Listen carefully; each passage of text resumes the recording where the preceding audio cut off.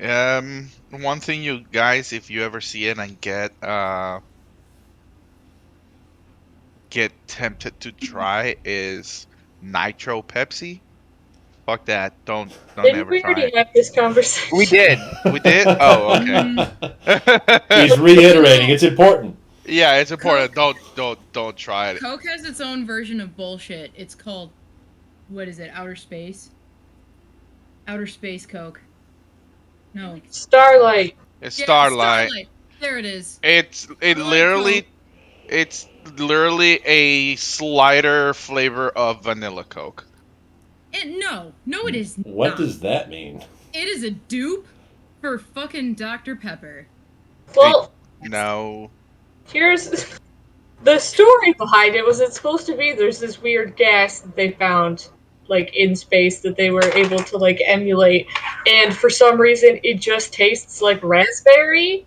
So that's what they put in there, but people taste it differently. Like there's the really strong like kind of cherry vanilla, and then there's some people who it's like just vanilla, and some people it's just like absolutely nothing identifiable. No, for me it was vanilla. Yeah. Well, I only drink Coke Zero, so I'm sure the Zero Oh, who hurt is you? having an issue. Dude, Jason, get in it because once you start drinking some of them zero sugar things, and it's like basically the same. When Um, your brain Nah. converts and you Nah. try to drink Coke again, it makes you want to vomit. Nah. Sorry. It's regular soda or nothing. I used to drink Diet Oh Pepsi, Diet no. Coke, and stuff like that. Diet Pepsi I is liked it and mediocre. all, but eh. Mediocre. Coke Zero, good. skip the Pepsi, Yeah. diet. That's a dip. There's the normal stuff and the zero sugar stuff, and then in between, way lower quality is all the diet ones. yeah. Yeah, Nah. if zero's an option, it's Zero. better. Zero is not no go for me, dog. But I was told that Starlight was supposed to taste like cotton candy. When I googled it, it said Nope, cotton candy. No. that's definitely not it. Michael spent like Yeah. hours telling me everything about it, and that was not on that list. I don't know what to tell you. I Yeah, no, didn't know what the hell it was, so I looked it up because I was like, what in God is this it's flavor supposed to be? Because it it's tastes more vanilla, straight down. at least for me.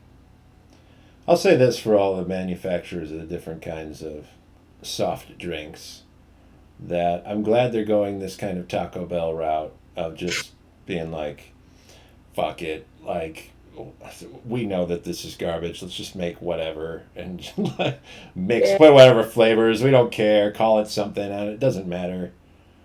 If you want, we know who's drinking it, and that you're probably gonna do whatever crazy. Like I went to the store the other day, and then like there's like a whole aisle for Mountain Dew now. That's just like Oh yeah. it's 30 different kinds of this Yeah. Yep. swill.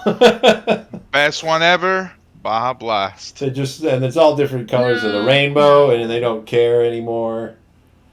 They're like, we The know correct what we answer was are. Livewire, but I will. I agree with Ian. We're on the same page. There you I go. like Livewire. What's the? No, I like Pitch Black. That's my favorite. Picture like is pretty good. I agree. They're But fun. my favorite is Baja Blast. But it's like it's great because it's like Taco Bell. It's like don't kid yourself. Like if you're drinking this stuff, we know it's not for your health. Like Yeah. we know that you're here just because you're like my body can take a hit. Yeah. I want to try this crazy thing. Let's do it. And I'm glad that they just kind of like advertise that way now. And they're like, we try this one. It's made out of watermelon and pineapples. I think. I don't know. Whatever. You want to try it, don't you? And you're like, yeah, I guess, kind Yeah, sure. Like, you can give me. of. Let's see. That tastes a lot like all the other ones. It's like energy drink. I like Red Bull. Everything else tastes the same. But as soon as they came out with the watermelon Red Bull or watermelon flavor energy drinks, I actually became my favorite. Watermelon flavored energy drinks is like melting 85 Jolly Ranchers and drinking that. You see, I did not find it as sweet as you would think it would be. Oh God. Oh, especially Monster. I was like, I'm gonna vom. I Is handed it- it. I pawned it off. I drank like 2 sips and went, "This is nasty. I can't." oh man. Going to the icy or whatever machine and just putting your face under the syrup. Under this syrup, yeah. Put that straight in. Hey, just straight up Oh, syrup. no. I think Oh, maybe it's God. because I switched to Coke Zero, but I can't with the sweet anymore. Yeah, I mean, once you are absent of sugar for so long, it starts to affect you a lot Well, like that. okay, time out. Absent of sugar is not right. I mean, zero is obviously like no caffeine, no sugar in it. Yeah, but I'm also somebody that sits and eats ice cream with a spoon out of the tub. Coke Zero does have sweetener in it too. Oh, Like, you're it's so still I mean, it has corn Right? syrup, but not as much to actually make Right? it sugary. they put Okay, the wait. artificial sweetener in there. Jason, so. did you just accuse Coke Zero of having no caffeine? Because it most certainly has caffeine. But that's the whole idea of the zero, not no caffeine, No, no. the zero is the 0 calories, 0 sugar. They replaced the sugar with artificial sweetener. Yeah, it's pretty much. So It tastes like Splenda. Woo. Diet Coke. No. No. Because Diet Coke Coke just has calories. reduces. Mm-hmm. Yeah, but what is the whole? That's one thing that I understand. What's the difference between calories and no calories on a soda? I Calories don't- give you energy. If you don't have them, then you don't get any. Calories are a mathematical end to an equation that involves using carbs. Is that the answer you're looking for? It's carbs. Yeah, I found out a lot of European countries, and I probably just not America. A lot of them put instead of calories on like nutrition labels and stuff, it just says energy. Good, That's because cool. people have this weird concept of like calories are a thing that's gonna kill you and they're gonna build up in your body, and when you eat a lot of them and you're gonna get sick and die. And it's like, nah, bud, you definitely need some of those. You need a certain amount of those. Get a few, yeah. Uh-huh. So we can say that an energy drink is a can of calories. All food is calories, yes. I was gonna say you No, could eat, energy drink, not yeah, food. but you could eat a can of what? Coke is all calories. Pepsi is all they're all calories. I'm not sure what you're saying. Calories provide you energy, but not all energy is in the form of calories.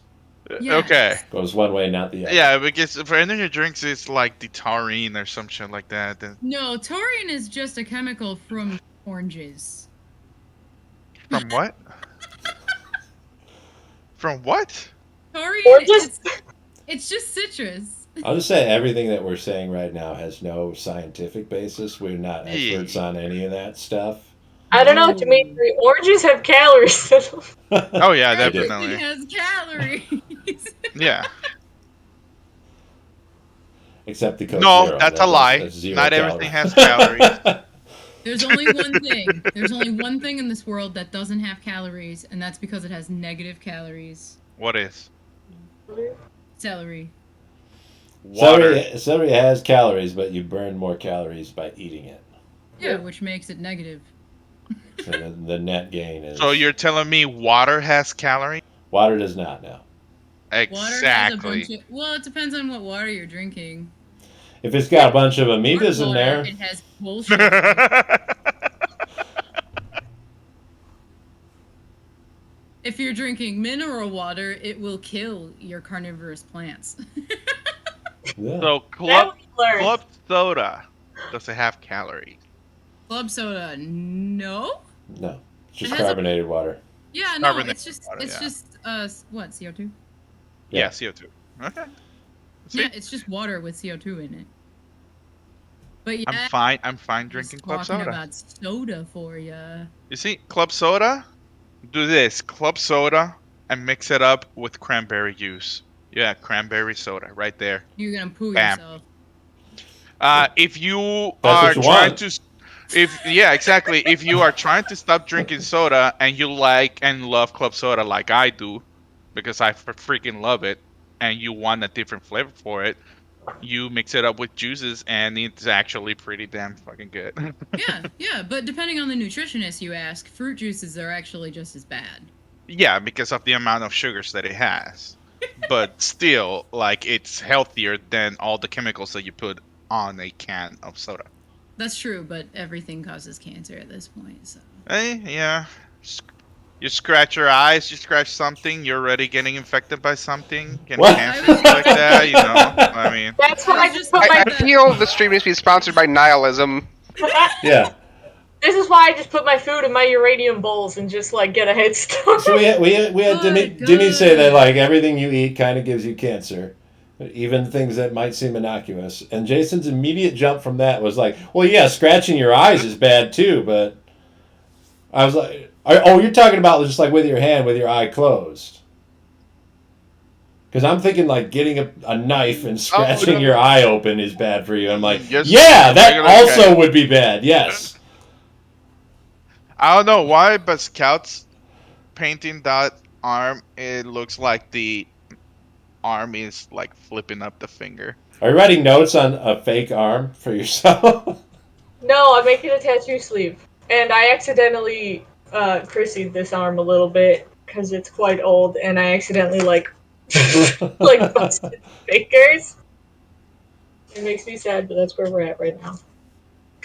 All Okay, right. but don't forget, you guys. Banana boat is a carcinogen. Banana. I will try not What? to forget that. Banana Ba- boat has been recalled for being a cancer starter. What is banana boat? It's It like is a sunscreen. Ah, gotcha. It's being recalled before cancer starter? Damn, Yeah, I had to throw away my sunscreen. That's the only reason I'm aware. that sucks. It's all right. There's a lot of options. Right? And it's only the sport banana boat, the one you spray. I will make sure to do that immediately because I actually have some of that. And worse for that is actually for Athena. Oh yeah, it's probably the exact one that's the carcinogen too, because it's probably older, right? You didn't like just buy it. Well, at least within the last 3 years or so. Yeah. Well, this is episode number 81. This one is called Learning. Oh, good. We just Yeah, done maybe some of that just now, based on our rampant speculation on food and health. Now, if it has not become apparent yet, we are not all that concerned about. We're doing okay, so don't worry about it. Who's Macappa? Last time, oh boy, last time. Last time was an interesting bit of conversation where our intrepid heroes here spent most of it, I would just say asking questions, but it might be more accurate to say harassing robots. Playing with an AI, yeah. We've got two automatons in this little temperate bubble in the middle of a frozen wasteland that are something of an anomaly and a weird, interesting development for our crew. They weren't aware of their existence. And so they're very curious about them. There's also a giant here, but we don't talk to him. He wants to schedule our conversation topics. I can't handle it, Dave. He makes Sorry. talking to him difficult, so we've opted not to do it. And even though we have not seen a living giant before, the automatons are more interesting. So one, who is a smithy, is constantly irate. We were able to get a bunch of new magic items from him, though, by having him work pieces of magite that we've collected over the weeks and months into some of our weapons or our armor or our little accoutrements. So that was interesting. Everybody's got new toys to play with. Then we talked to another automaton called Greeter a lot and asked him a lot of questions, and found out that his knowledge and capabilities are severely limited by his programming.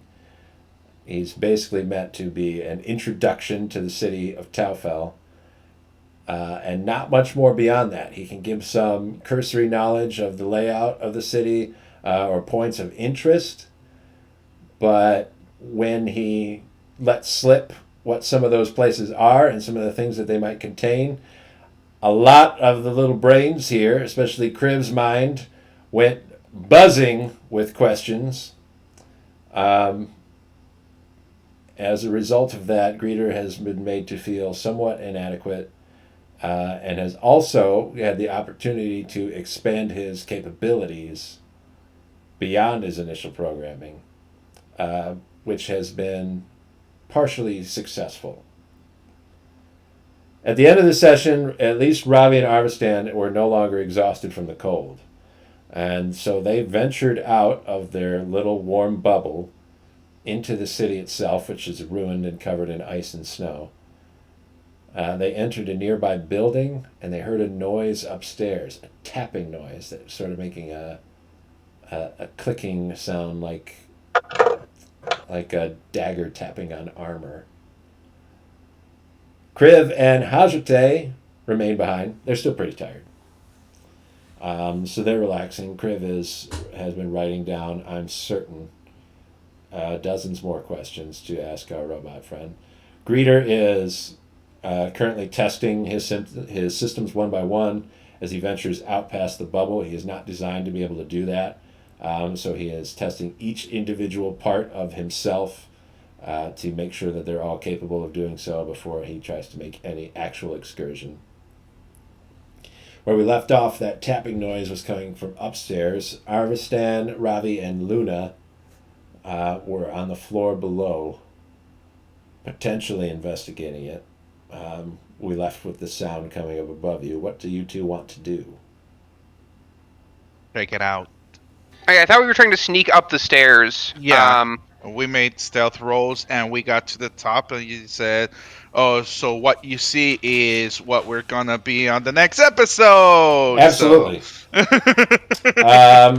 I did not save your stealth rolls, so let's make new stealth rolls. I have the utmost confidence in you. Ravi has a new shield that aids him with his stealth. Armstan's already our stealthiest person. Can I just say, I had a little familiar that I was scouting around with. Yes, a bird, I believe. Yeah, I was sitting in the dome, but wanted to poke my nose around. 18. All right, can we get one for Luna also? Oh yeah. Natural 20. There you go. Doesn't even need. Did that come from the advantage? It did. It came from the second roll on the advantage. There we go. That's what we get invisible shields for. I guess technically that actually also put me at a 19 because I have a -1, but Luna is 21. Well, I was going to say we did better than Arvistan at least, but then here's his wolf, probably larger than both of you, sneaking up behind you, like a cat, or like a wolf, I guess in this case. Who's up front? Like, what's your marching order here? I'm assuming that Luna is behind both of you. Yeah. Would that be accurate? Okay. So which one of you is leading the charge? You're heading up like a traditional staircase. I'll be up front since I was the first one to heard it with the perception check. that makes sense. Okay. Then Arstan, I'll have you make a perception when Another you get one. up there. The first one was stealth. Oh yeah. Okay.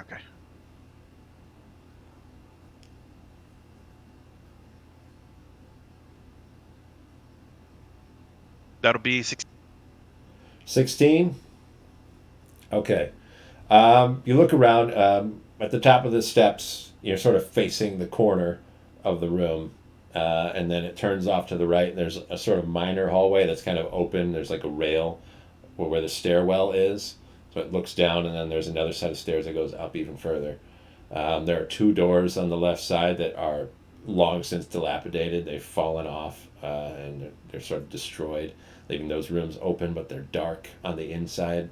There's a little bit of light coming from the reflection off of the snow from windows on the opposite side behind you. So when you reach the top of the stairs, you have to like turn around and look down this hall to see the wall that where the door was that you came in from the first place on the first floor. You can hear that little bit of tapping coming from around the corner. So you and Ravi and Luna tiptoe very quietly over there. It's difficult too because this is like quartz marble, like black marble floors. Um, so that echo a lot in this big empty chamber. So you kind of have to almost shuffle your way across in order to not make a sound as you're going. But you are pretty quiet. You peek around the corner, Arvistan. You're the first to reach it. You look off to your left, the other end of this room.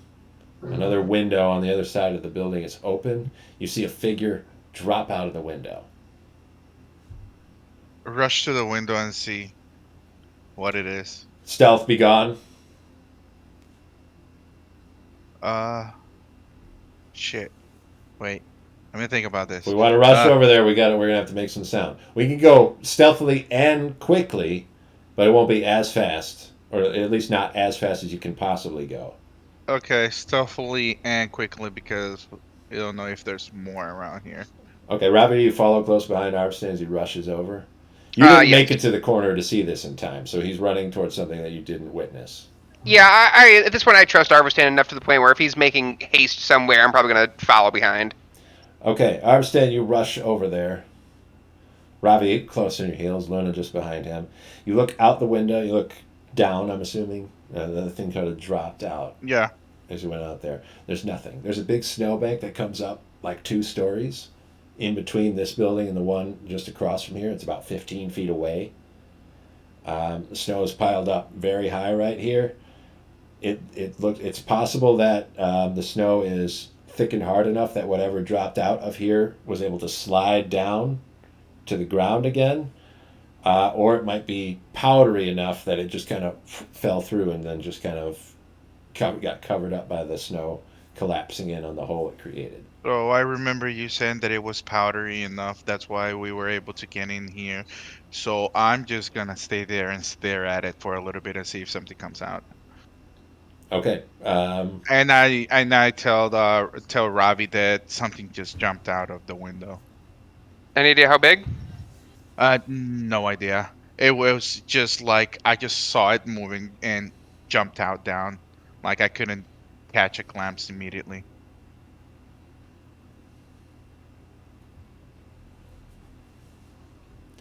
Um,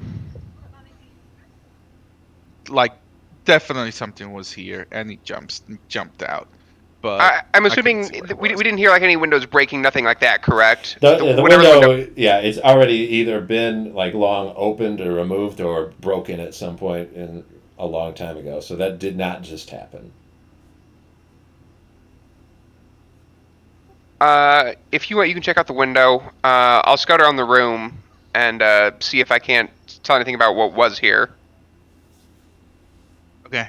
I'll keep an eye over here. Just see if something comes out of the or I see any signs around. Or movement or Kriv, anything. what about your familiar? Are they going to be doing anything specific? You're able to like perceive these plans being made between Ravi and Arstan at the very least, so you could see and hear the sort of stuff that they're experiencing. But do you want to stay with Arvistan and guard the window, or do you want to investigate something else?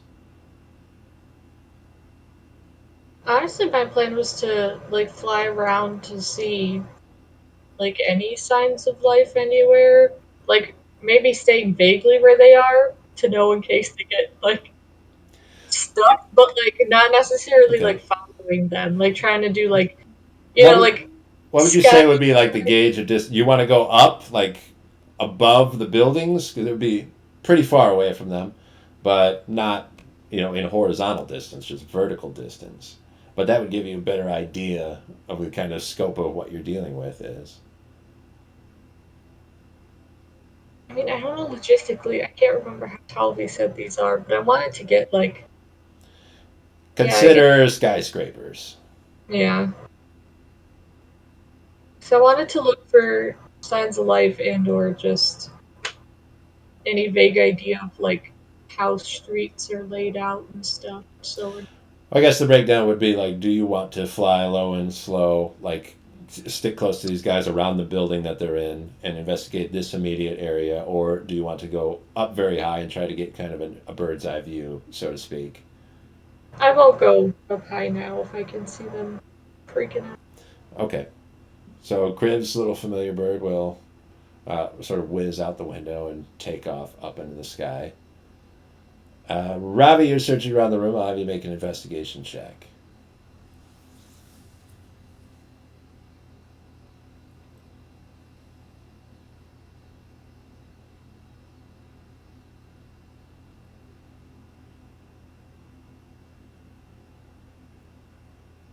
9. 9. Okay. Yeah, black stone, marble walls and floors. You can see some of the windows are broken out. The ones that aren't totally having the panes removed have broken fragments of window pane in there, like shards of glass stuck in the frames in places. Um, the architecture here doesn't leave a lot of opportunity for evidence. Based on the tapping noise you heard, you think that whatever that was probably tapping on the floor. I assume that there's no like snowdrift inside to like leave a footprint of any kind. Not in here, at least not up on this level. When before we entered, did I get any sense of how big the building was? Are we talking like 2 stories or like 10 stories? Very high, probably a lot larger than 10 stories, but not an especially wide building. So you think probably the size of, like what a small tavern would be, just stacked on top of each other over and over. And I mean, in the couple of floors that you've been able to look at, you're not exactly even sure what the purpose of this building would have been. So based on the layout of rooms, there doesn't seem to be any obvious indication of a heating element or like a kitchen or the kinds of stuff that you would expect to see on a ground floor. And you don't see beds or any other means for people to live here. I'll kind of look. I'll call back and not like yell, but just say softly to Arvistan. Well, whatever it was, I don't think it was making a permanent home here. I don't see anything that suggests that it was making this its residence. And then I don't suppose I know of any creatures that could, like, realistically just, like, live in this kind of weather pretty normally, correct? At least nothing that small. Like, we had the giant dogs, but those were huge. There would be no way for you to know for certain. The public knowledge of Taufel is so limited that anything that would be known by people would be, stuff that's semi-aquatic, right? Because most people don't get past the edge of the continent and return. And very even fewer of them actually make landfall and are able to escape again because of the kraken pools and the undead problems that they have out here. So the winter wolves was not essentially that surprising. Yeah, big wolves with white fur. That makes sense in a snow place. Yeah. You'd expect probably other big animals like that. The woolly pigs kind of make sense too. But other than that, it's hard to imagine what could survive out here. Do I see any signs of anything getting out of the pile of snow or anything like that? There's not any shifting on the snow as you're looking down at it. If something did fall in there, there's a very real possibility it just fell 2 stories down to the ground through the snow. Either that or it might have fallen, 5-10 feet and just be wedged in there now. I don't see anything coming out of this in the pile of snow or anything like that. I just turn around and start like, do you do, do you see anything on whatever was in here was tapping at or anything like that? I think it was just tapping at the ground. Why it was tapping the ground, I don't know. Maybe a communication thing? Okay. Um, just taking a wild guess. Can you check out and see if there's any magic around here? And maybe they were trying to find something like uh the magic stones and stuff like that. Yeah, I will take out my pendant and cast Detect Magic. Okay. And I'm going to start off like looking around and then I'll look up. Um, this area is sort of coated in ancient magic. Um, a lot of it is kind of just residual, right? It's been so um, saturated at some point that it's impossible for this part of the world to shake off the amount of magic that was being spent and used consistently here. So the building itself has a sort of magical uh, quality about it. You could feel like all different schools of magic. So Um, it feels like when I was doing my kind of initial scans through, kind of walking around the perimeter. yeah. Um, you think part of the infrastructure of the building itself might be magite, um, like like steel beams or something, um, just to be able to facilitate magical creations here. Even in the buildings next door, you can kind of feel some of that coming through. Um, and now that we Hmm. have our kind of that the smithy has differentiated raw magite from like utilized magite, activated magite, you can definitely tell that it's all the latter. Like there's not any raw magite sitting stockpiled here. This has all been carved and fashioned for a purpose. Um, what purpose it's meant to serve, other than just being there, is no longer apparent. But it was serving several different schools of magic and several different possibilities in different places around the building. You think that this would? It definitely tells you that there is magic around here. Um, but to be able to use that to identify if there was a creature specifically that was magical, you think it would be tough, not impossible, but difficult without more information. Gotcha. Um, it's got a lot of just kind of the same magic we've seen since we got here. A lot of old magic, probably from the building itself. I don't see anything like pinging the senses, so to speak, though. Nothing spiking out to me. Hmm. Okay. So they weren't trying to find something then, probably. Now that makes me wonder if there's any more of this whatever jumped out here, and I'm sure they sensed us because for them to just jump out before we were able to like see them, I don't see it as a just a random thing. Uh, I guess we should like keep on investigating and see what else we can find. yeah, we can keep going up. Yeah. The strongest implication of magic that you get is from the conjuration school. That seems a lot more recent. There's like a trail of that magic going upwards because that was Crew's magic. Griv, your familiar comes up above the top of the building. I'd like you to make a perception check to get an idea of what you're looking at. Oh, I got no, I have Criv brain. Bird perception might be better. I'd have to find my. Oh, it's in front of my face. I was like, I don't know what birds have. You're using scout perception in real life. You got to use Yeah, a better that's one the than problem. that. I mean, I don't know if I need bird perception. I have. Criv has way better perception right now because that's an unnatural 20, Okay, right? we'll go with that.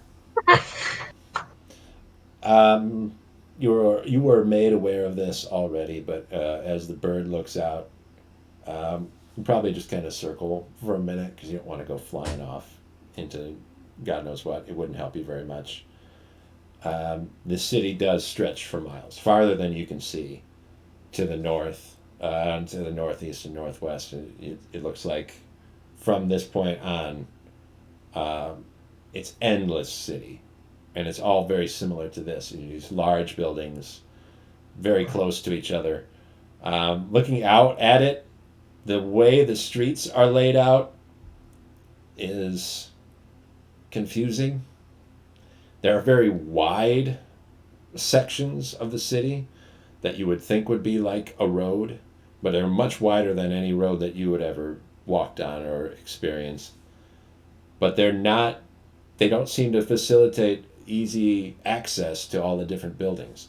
So in this area, all the buildings are clustered together pretty tightly. And there some that are in the center of the groups of buildings don't really look like they have any good way to get to them. So you're looking out, and there's kind of like a white, misty fog hanging on lower below. So anything that's like 4 or 5 stories or lower kind of gets lost in that. But there's a lot of stuff that's standing a lot taller than that. The only other thing that you'll see is far off in the distance, way off to the north and just a little bit to the west. There is a huge glacier that looks like it's kind of just worked its way across the city itself. So there are like kind of ruined buildings popping off of that. It's very clearly. I mean, if Kriv knows anything about glaciers, and I think Kriv probably can figure, that probably took a long time. Yeah. But a glacier has moved across the city and destroyed a large section of it. I have to assume you can't really see movement on glaciers, but that still sounds like scary. No. It's kind of terrifying, but there's also that would take thousands of years Yeah. for a glacier to move that far. But I mean, that is kind of the scary thing about glaciers. I guess you can't stop it. It's gonna do. For however long we get to keep them around in the real world, they don't stop. They don't stop moving just because something massive is in the way. They just go through it. It takes them a long time, but it happens. That's kind of the perception you get. It doesn't give you a clear idea how the streets are laid out, but it does give you this weird sense that there's like massive gaps between buildings that go for a long time, like a long line, like a road. You can't see the whole city, but you get an idea that it's like just weirdly laid out. It doesn't make sense. It's not practical.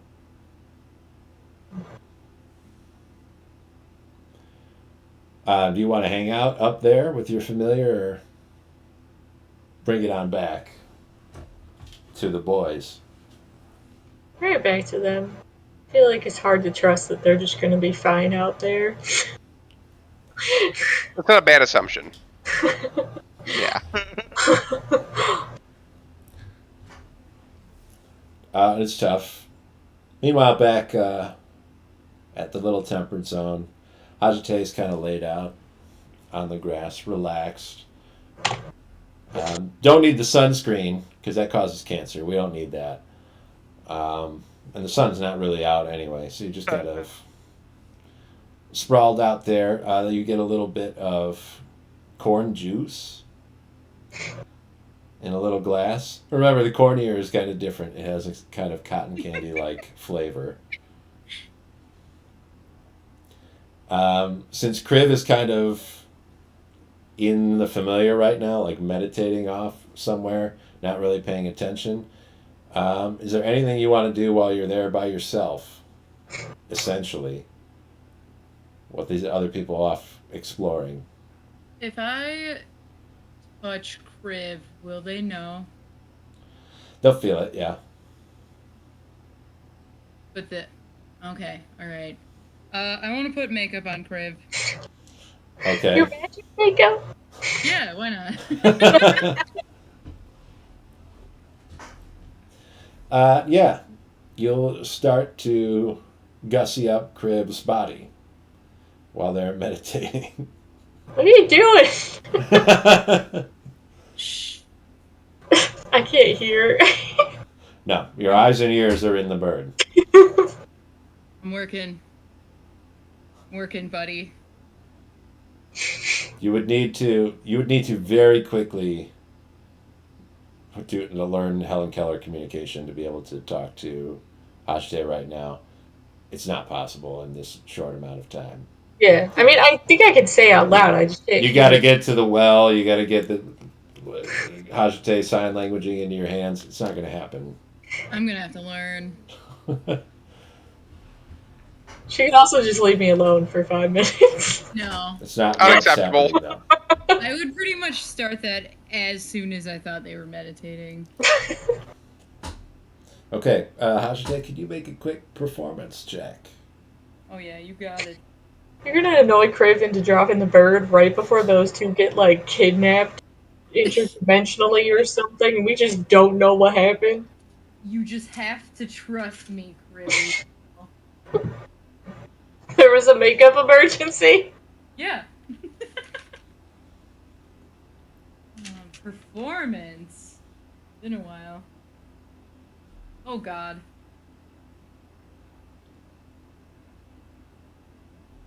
$18. Okay.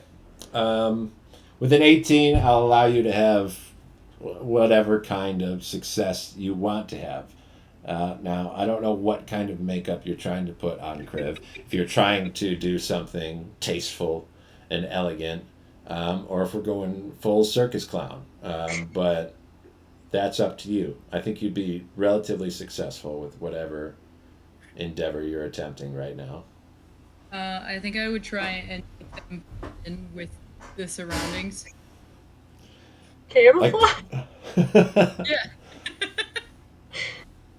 Okay, which surroundings? The snowy hellscape or the idyllic little farm? Snowy hellscape for Okay. sure. That's going to take a lot. Because they do have rainbow clothes. You may not be wearing right now, but Are you just painting Crib white? Is that what you're saying? Yeah. Maybe a clown nose on the tip of the long snout face. okay. Kriv, someone is touching your face a lot. That's why I was like, What do you think? You're looking through the bird's eyes.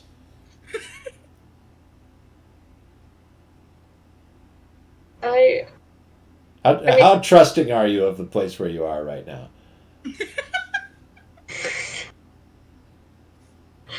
feel like it's hard to be trusting of like anything that much. I imagine just try swatting it if I don't feel like pain or anything on my face, it's not like she's like pulling spiders or something off of my face. I'd probably just be like, stop it! And it's just like trying to like cover. Try to focus. Well, Find Familiar doesn't require concentration. That's good. Because the spell itself isn't. The way that you always seem to use it is like a drone, like a video drone that you kind of look through, which is not always its intended purpose. So I don't think you'd have to drop it for any reason. Oh, your familiar must be within 100 feet of you. Oh, for some of its stuff. To see. If it goes past the 100, I can't see through it anymore. Well, you're going to lose that very quickly. Oh, okay. I didn't know how far we were. Yeah. The question then is, do you want to stop looking through your familiar's eyes and try to figure out what's going on with your actual self? Or just trust that whatever's touching your face is good for you? If they're going further than I can see, I don't have a use for the bird. There's a very likely chance that they will be doing that shortly.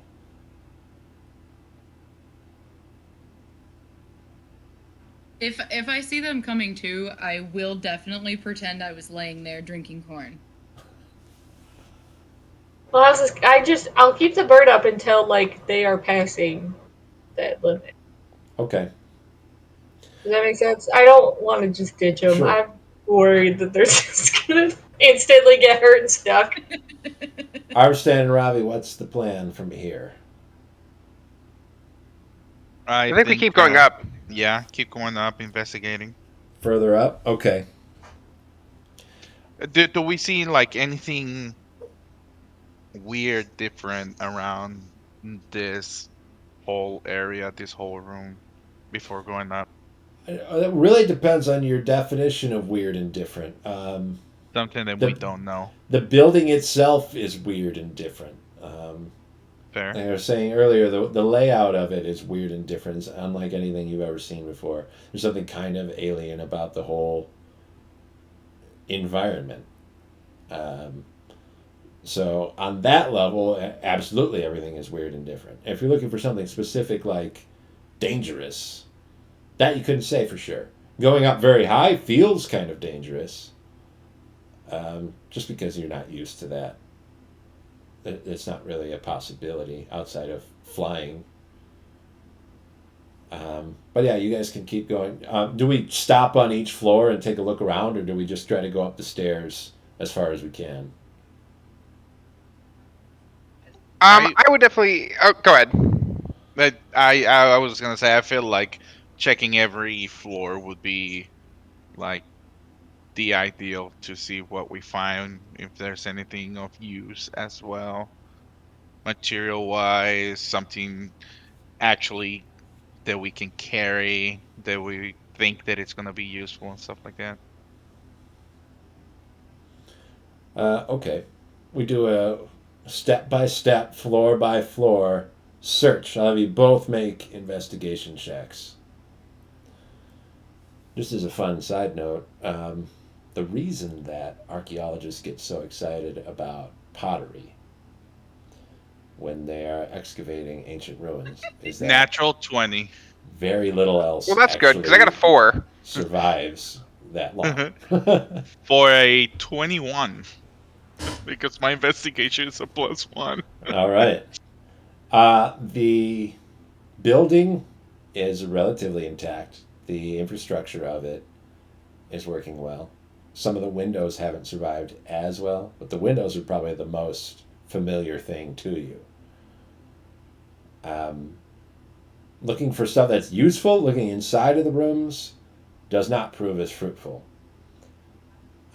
What it does kind of give you an indication of is that Talfel is very old, perhaps older than anything else you've ever encountered before, at least as a structure that has been created by people.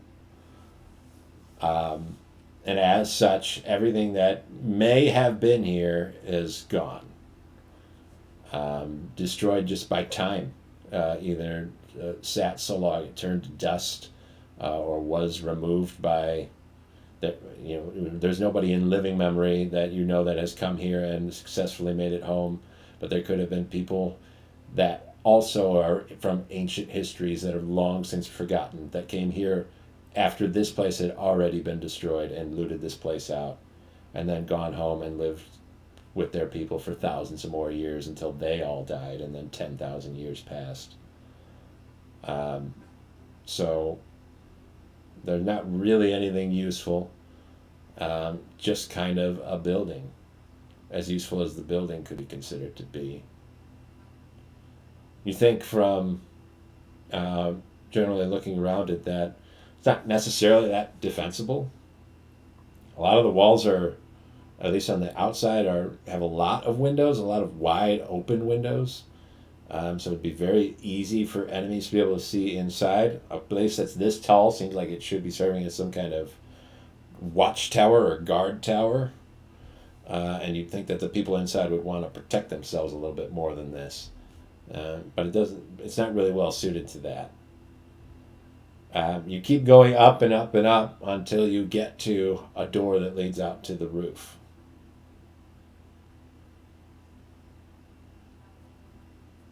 And you are tired. because that's a lot of stairs. I don't think I've ever seen this many stairs in my whole life. Me neither. Didn't think a building could go this far up. You don't see anything, do you? Do we see anything? The door at the top that leads out to the roof is still intact. So you see the door in front of you. If you want to go outside and take a look, you could try to get it open. Definitely. Okay. Just Arvistan heading out? I'd head outside, yeah. Okay, we taking Luna too. Okay. The three of you walk out onto the roof of this building. There's less snow up here. It definitely gets like blown around a lot more on the top, so there's not a lot of spaces up here for it to collect. There's a little bit of drift that collects next to this sort of extension that has the door that you just walked out of next to it. That's the only thing standing up on top of the roof up here. And you can look out and around of you. Both make perception checks.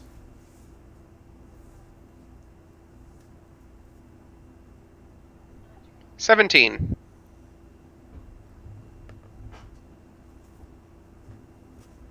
23. Okay, we will get a view that is very similar to what Crib saw with their familiar. There are a lot more buildings that are this size. There is not appear to be any logical or practical arrangement to how the buildings are distributed. They're all kind of up next to each other without a lot of room for people to move around to get in between them. And based on having just climbed all the way to the top of this one, you think even moving around in one building seems kind of cumbersome. You look across, you can see these huge roads. You can't actually see the ground surface where they are, but you see the gaps between the buildings up top that indicate where these big spaces are that don't really follow a lot of your sense of how a city should be laid out. You can see far off in the distance, almost totally obscured by fog and the overcast sky, that a glacier has destroyed a large part of the city. In every other direction, it stretches farther than you can see. Buildings and buildings forever. The last thing that happens is that both of you hear a click as the door to the roof closes.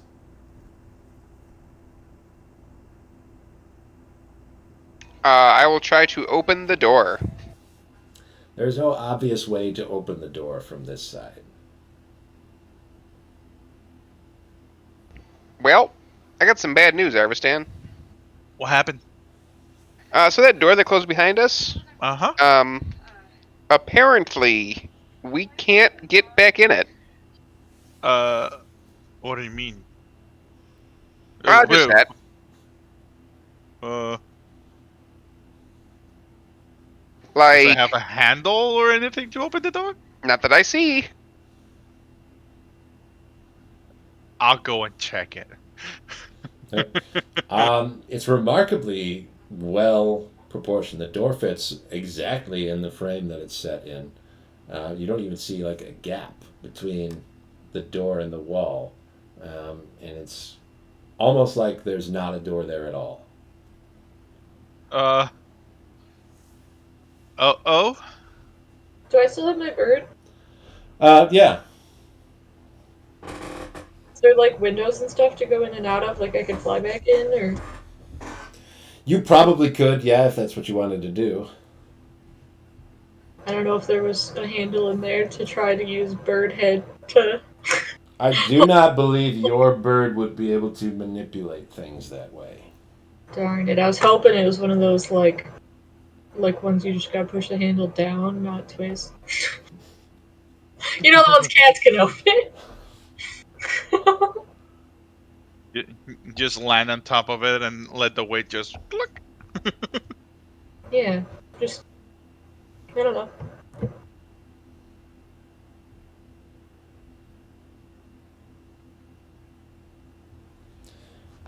Yeah, you can get to the inside of the door, but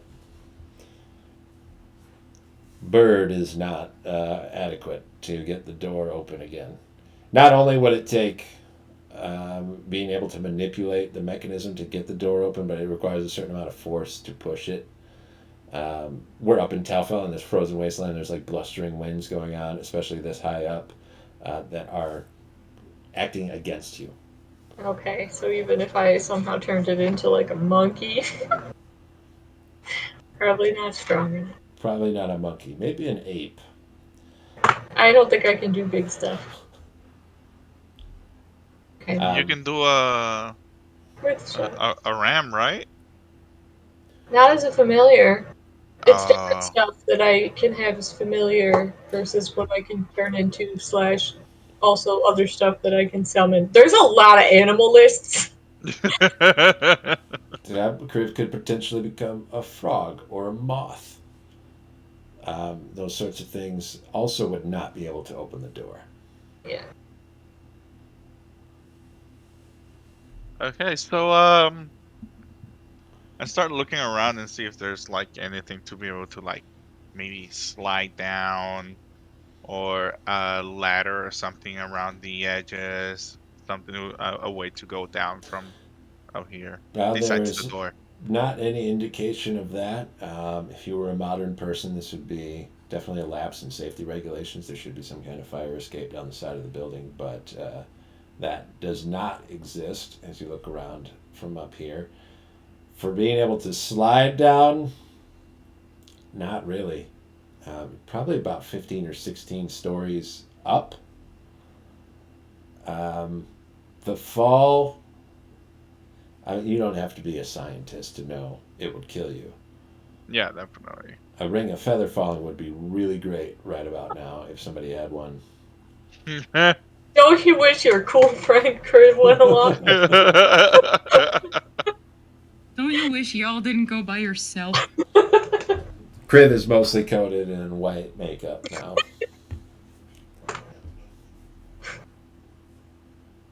Hmm. If they take long enough, I will start doodling. I am trying to get some slaps in there. I can multitask. uh, yeah. Uh, I, do I see Crib's bird around? Chris Bird has flown inside to attempt to open the door and subsequently discovered that it cannot.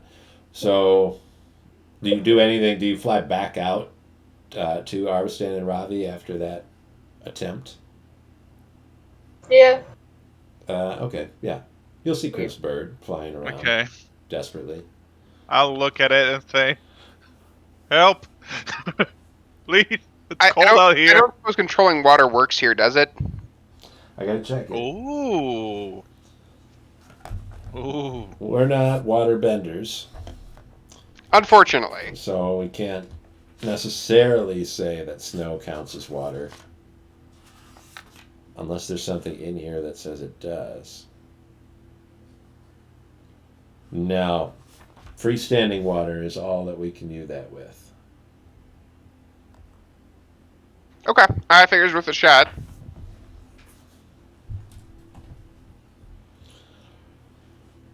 Anything else? Do we have 200 feet of rope on us? Not quite. Maybe like half that. Unfortunately. Wait, can we just? Do we see like any windows or anything like that from the bottom? Just that we can enter through the window Potentially. and grab the rope and just slide down and go through the window. Rappel into the window. Yeah. I think you could do that without too much difficulty. A lot of the windows are missing or broken out, and they are large. They're almost the size of the floor itself, so it shouldn't be too hard to fit into them. Now, there's nothing to tie the rope to up here. Unless you Okay. have enough rope to tie it all the way around that sort of little extended piece of the stairwell. All right, Robbie. I got an idea. What's up? Slide me down, or I'll slide you down through one of the windows with the rope. get in there, and whoever decides to go down there comes up and opens the door. I think that's actually a pretty good idea. Um, who do you want to do the sliding? Uh, I think I should because I am less heavier than you because of all your armor.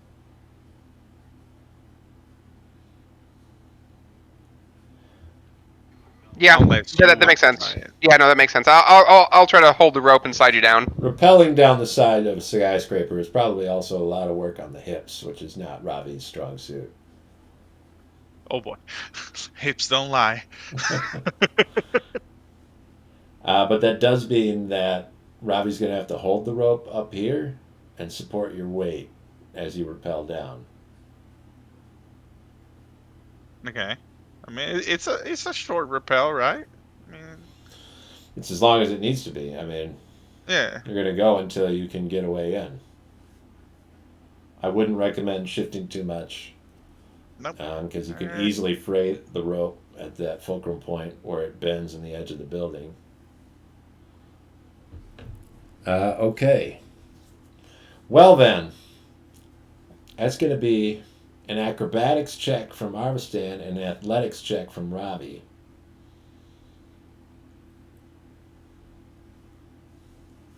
Ravi, I'm going to give you advantage because Luna is going to take up the rope with you.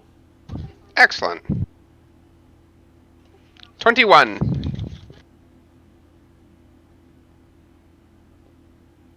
23. Okay. Arvistan, you ever rappelled off of a roof before? I mean, not Arvistan or I as myself, but I've seen it being done. I don't know that Arvistan would have ever seen it being Yeah, done. no, There I would don't never think be so. a need for it underneath the ocean. You would simply No. swim over the edge. Yep. Okay. So what's your strategy then? How do you do this? Just like tie the rope to my waist, and then just slow down. Just go slowly down, like if I How do was. you get over the edge? I don't jump. I just like slowly crawl and slightly like let myself go. Okay, so you're like you're coming down off of a ledge and you're like holding on. You're holding onto the Yeah. rope. You're holding onto the edge of the building, and then just like kind of drop yourself until you can get your feet up on the wall, and then start Yes. walking your way down. Okay, interesting. I mean, as long as I'm getting slack and not letting myself drop. I've also never rappelled off of a building. That's not how I would imagine doing it, but I think that that would work. Yeah. I I mean, would the think you other, would the other, slowly start walking backwards. yeah, with like And keep the giving tension slack. the whole time. Yeah, exactly. Either way. But you all rolled pretty well. So you kind of figure it out. Arbistan starts walking down. Ravi, the toughest part is not holding Arbistan and his weight on the rope. The toughest part is maintaining your position and preventing yourself from sliding on the top of the roof up here. So you kind of readjust your footing a lot and you lean back on Luna. So while Luna is tugging on the rope with you, most of what Luna is doing is providing like another anchor for you to stop from sliding off.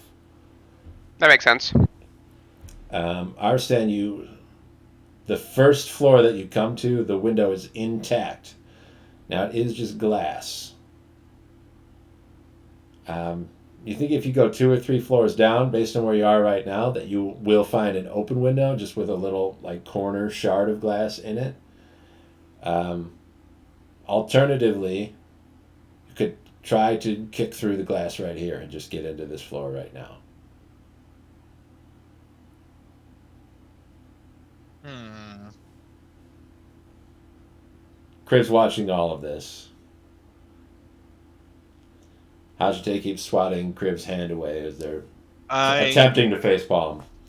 You see, I Watching don't know all this what'll happen. happen because this is the like new watchtower. I don't know what'll happen if I break into the window, if something will activate or anything like that. So I'm just gonna sliding down until I see one that's already open and go through it.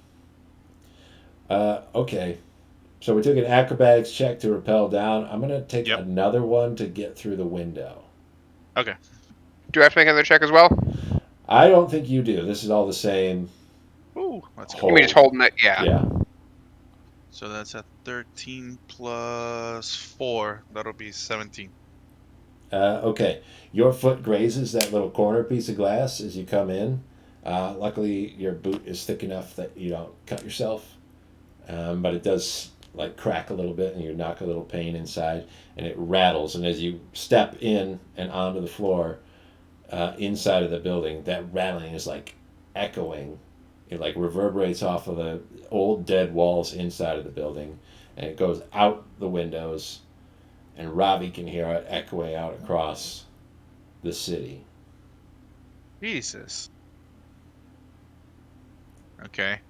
I get there, let the rope loose, and rush upstairs. Well, untie yourself, please. Yeah, You know, yeah. yank Ravi off the top of the roof, running up the stairs all tied up like that. That No, would be unfortunate.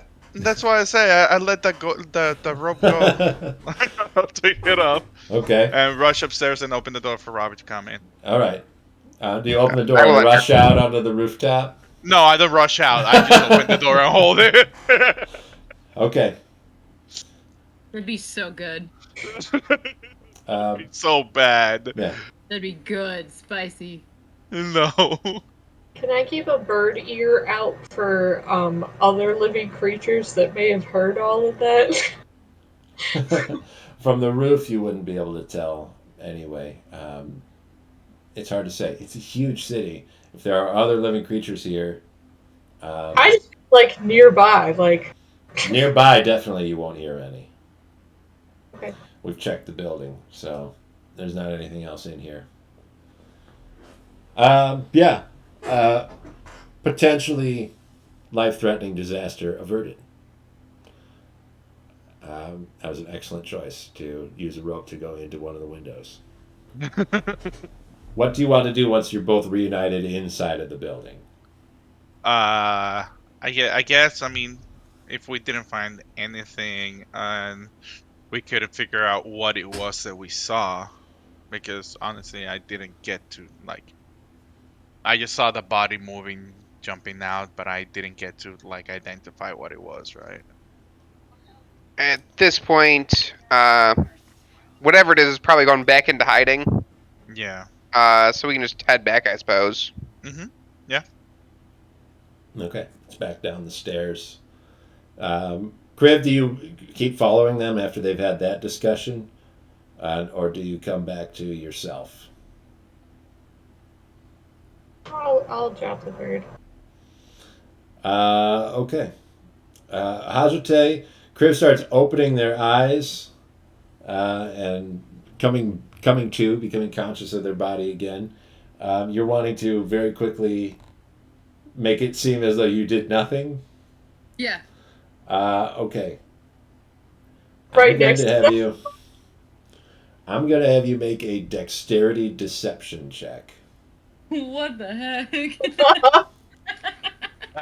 How fast can you lie?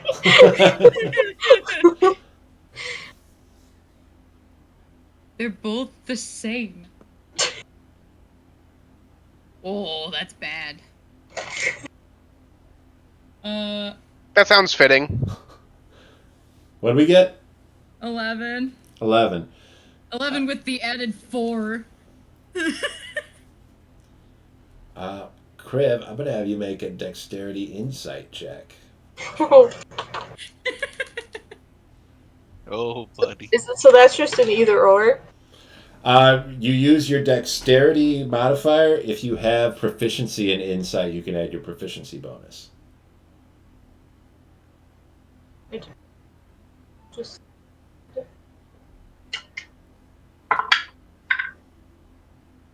8. 8? Yeah. 8 is less than 11. So Kriv comes to. Hashate's kind of like hurriedly doing something off to the side, but whatever, that doesn't really matter. You sort of get up and head over towards the edge of the temperate zone to wait for Ravi and Arvestan and Luna to return. I can't try to wait, wipe at my face. I can feel something going all over my where are you face. going? You can attempt to wipe at your face, but What'd you do to me? there's no. You don't think that anyone did anything to you. Something was touching your face. You could ask Hajite what it was. Hey, All over my face. Were you poking at me? Was it bugs? What was that? bugs must have been. I don't know. I was over here drinking corn. That's super weird. You know, corn. I Well, don't know. Where are you going? Why are let's you hope walking? let's hope Ravi and Arvestan are fine now that I'm not there because I was too distracted.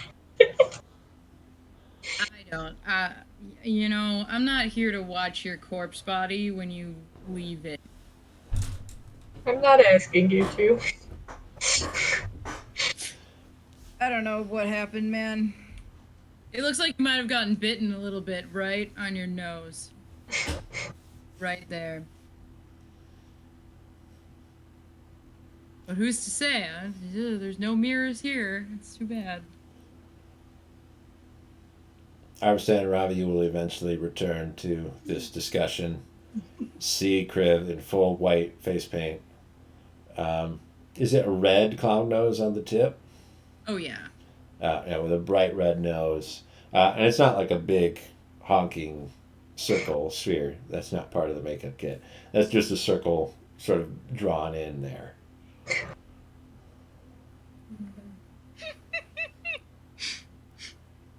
It's too bad we didn't have clown accessories with that makeup kit, huh?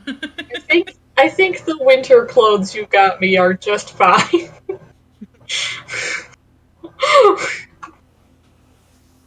Too bad. I mean, what do you guys think of Crib's new outfit? What? I like your confusion. It sure looks interesting. It's interesting, yeah. Like, I mean, Crib, if this is a new look you're going for, have you like figured it's like a war paint or? It's eccentric like Crib always is, I Robbie. didn't do it, okay? I was trying to make sure you guys didn't get stuck in the top of a building. Something was all over my face. I'm gonna try to go to the smithy and see if there's like a bucket of water to Disney Princess mirror in or like a shiny piece of metal. Hey, you know what? I almost wanted to I say. approve. I approve, on Kriv. Robbie's I mean, armor.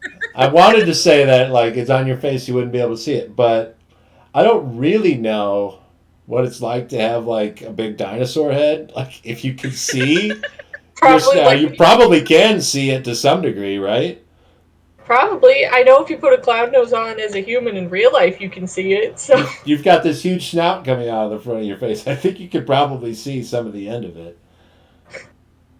I would imagine that it would be like your nose, that you know that it's there, but you can't actually see it unless you like actually focus onto it. Yeah, but Well, your nose is Uh, really small. Crib's nose is like comes out to here. and I even was if you're gonna used say- to it, if it's suddenly different colors, you're probably gonna see it again. I'm gonna try to like wipe at it because, like, what is this? What was on my face? Was it real bugs? Because that's like a problem if it was like real bugs. Have you seen any bugs here? No, actually. Not really. Well, see, you're good. Wait. There are very few subterranean terrestrial bugs, just because the ecosystem kind of needs them to properly survive. So there's like isopods and like little centipedes and stuff like that, just to make sure that the grass stays healthy. I was gonna say that they'd be able to see the face reflected in Robbie's armor, and then I remember he was dressed like a beaver. Yes, he's got a big warm coat on over that. The smithy does have a water bucket. If you want to get a clear look at everything. Yeah, I want to try. Try to wash it off. So how were you guys? Did you die? No. We did get locked out of a building though for a little bit. Yeah, but we managed. What were they closing up shop? Did you just say you managed to get out of a locked building? Yep.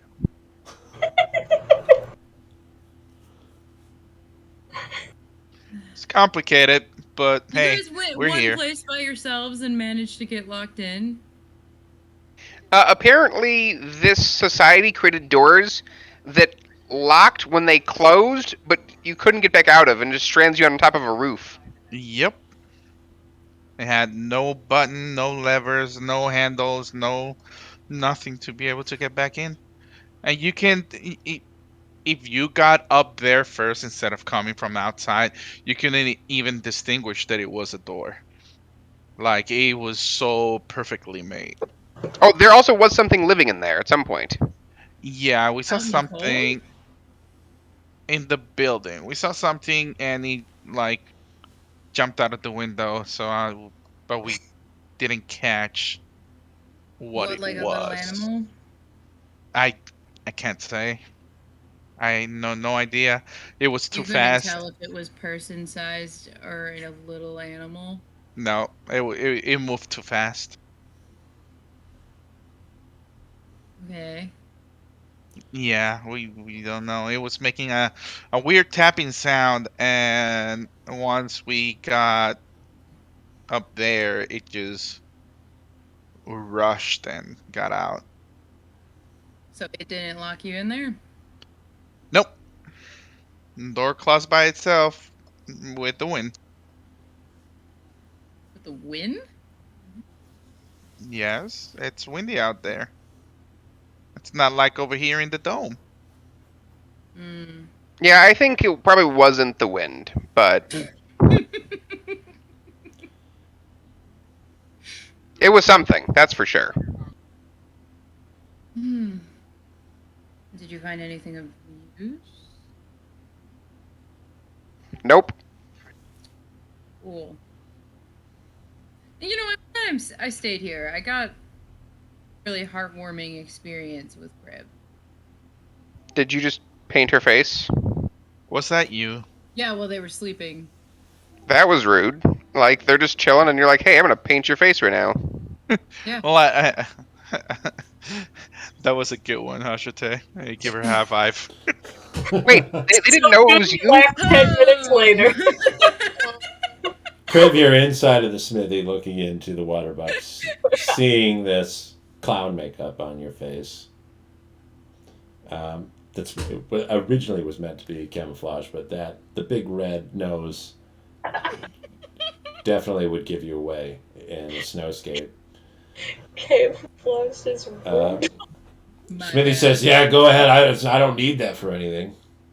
I'm not taking your water. Come on in, do whatever you want. Right?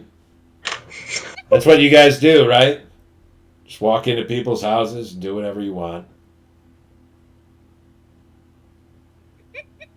You know what? What? I don't know what. What? I'm too tired for this, dude. Ah, can't finish a thought, huh? Everyone, everyone's got to be a problem today. Yeah, I do. Yeah, I've said this before. I do have to be a problem. I know. The rest of them don't. Maybe they're robots.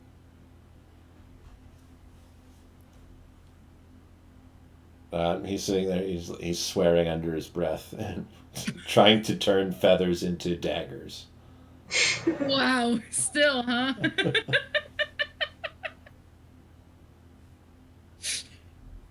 That was some kind of task. Is there anything you need in here? Like, can you get everything you need? Yeah, I don't need anything from you.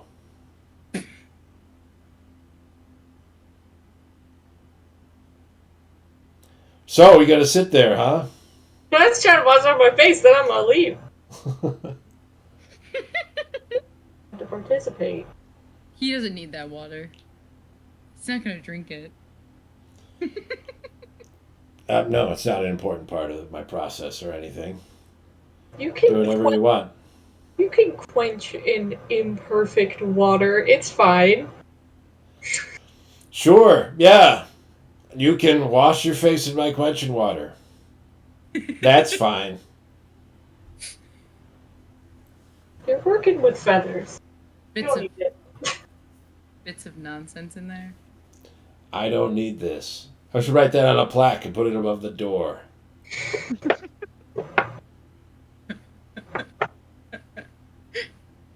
Well, since you don't need anything, I'm leaving Yeah. now. So sorry to be an inconvenience to you. You don't need this.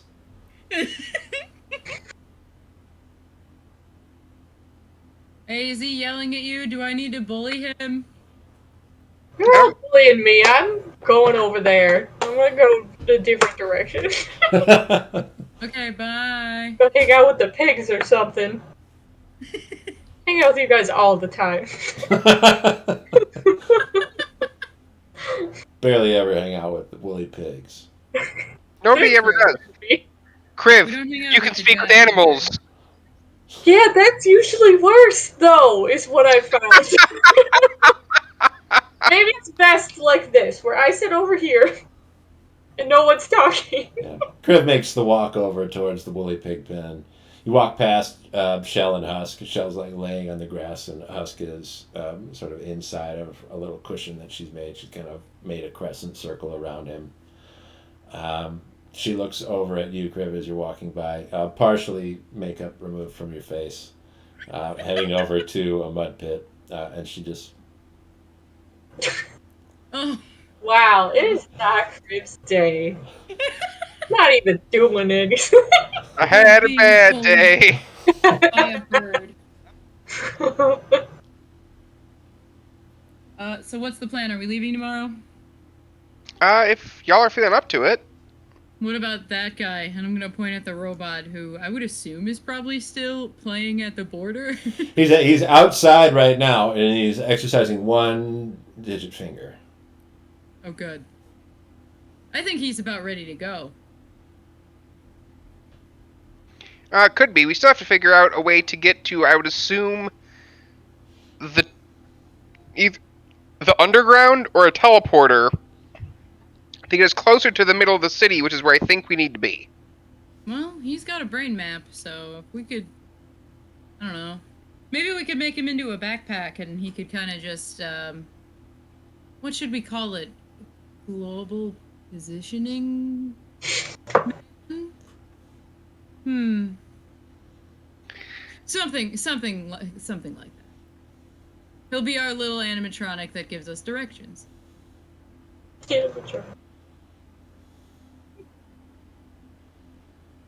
An automatic.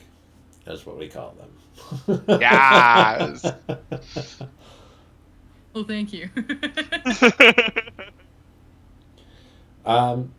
Yeah, based on the rate he's going, it's hard to say exactly when he'll be ready, but he's moving quickly. He's coming in and out, and he's not tiring or anything. Oh, yeah. So he can work through the night, maybe. I don't know. We could take a nap. I want to summon something with my cool new skull. Yeah, we can do a ritual tonight. Okay. Do we have anything else that we want to do before then? No, I think we're good. Do you Okay. have any more questions for you or anything? Or are we just gonna like peace out? Positioning animatronic. GP. Thank you. Sorry. If you've got questions, you could ask Smithy. He will be very irate about attempting to answer them and probably attempt not to. You could ask Yoimir, who's standing up on the wall waiting for his parents to come home. Or you could ask Greeter, but he is not. He's currently preoccupied. He will not be able to answer you until he's finished his tests. I think I would really want to know what those woolly pigs are thinking. Then you should ask your skull for speak with animals. Hey, Crib. Kriv isn't a skull. Oh. Their skull and other bone parts. I don't want to ask for speed. Why don't you get a lyric to talk to pigs for you? I made you pretty. Stop complaining. I thought it was bugs. You had Bugs plus. made me You pretty. have +1 charisma now. Maybe it's plus 0.5 now that you ruined it. I feel like ruined is a matter of opinion. Aye. We knew tough would be tough, but we didn't know this was the hard part of it. I did. I'm gonna try and pet Husk and hang out with my family till full time. We want to try to pet the baby bird. Yeah, for sure. Make an animal handling check. Oh god. Man, I keep doing that, and I'm not good at animal handling. Yeah, you should like train that or something. Go through like a montage. I really should do something. Just, like petting different stuff. Pet a woolly pig. Oh my god. I got a nat 1. A nat 1. Wow. To pet a baby. Yeah. Yeah. Okay. You all can witness this No. as it occurs. Yeah. Drauma? It's not going to be great. You're going to pet the baby. Well, I'm probably not going to pet the baby. That's the plan. I just got to take a quick look here. So I need some. Yeah. Okay. The pet baby fumble chance. Is it like dropping a football? Because that'd be bad. You will reach out a hand. You got that part right, at least. Oh, good. You reach out to pet Husk. You entirely misjudge your positioning, and you poke him square in the eye with one of your nails. No! He reels back in horror. He starts screaming. He's got like a high-pitched, whistly scream. And Shell attacks you. Right. Great. Shell misses with the first attack. Hits with the second attack. For 5 points of piercing damage. Then it's intimidation from there. Okay. Well, I deserve that. I'm just gonna sit down away from him. You'll walk away, and Shell will immediately turn around to tend to her baby. His eye gets very red and teary. She starts licking it. I'm sorry. If you didn't have gigantic eyes that are very easy to poke, personally, I'm shocked I didn't stab you sooner, Shell. There's a whole rest of the bird, Azerte. Yeah, but look at them. They're like the size of my head. Kazuche's victim blaming a baby bird for having such No! eyes. For being so cute and easy to maim.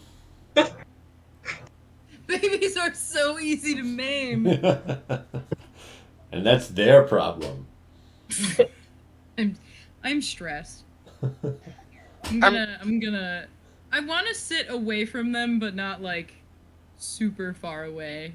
I'm still testing my limits, but I'm far enough that I can't reach them. It's where your limits were before you poked the baby in the eye are not the same place they are now.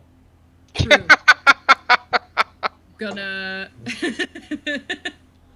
I'm gonna sit on the ground. Maybe offer them corn that I have. I don't have meat on me right now. Yeah, they're carnivorous. They won't eat the corn. This is a sad day. Ravi, What's up? can I have a chicken? Do you want me to cast to create some food? Is that what you're looking for? Please? I mean, haven't had much to eat, so sure. I'll cast create food and water. Thanks. This is my peace offering is a little, like, food. You better wait a little bit. Now's not you don't go right It's not after the you time. right No, after you poke a but baby I in am the gonna eye. You leave don't it try to there. make amends. Yeah. I'm gonna leave it there to do with as she will. All right. Well, that was a blunder. Anything else we want to do before ritual time?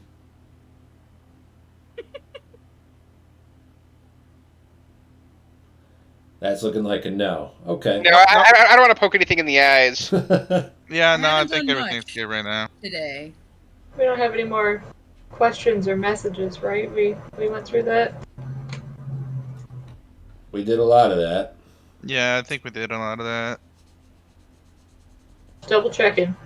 Okay. So who's doing this ritual? I mean, I would be up for it. Yay! How many people you need? I need.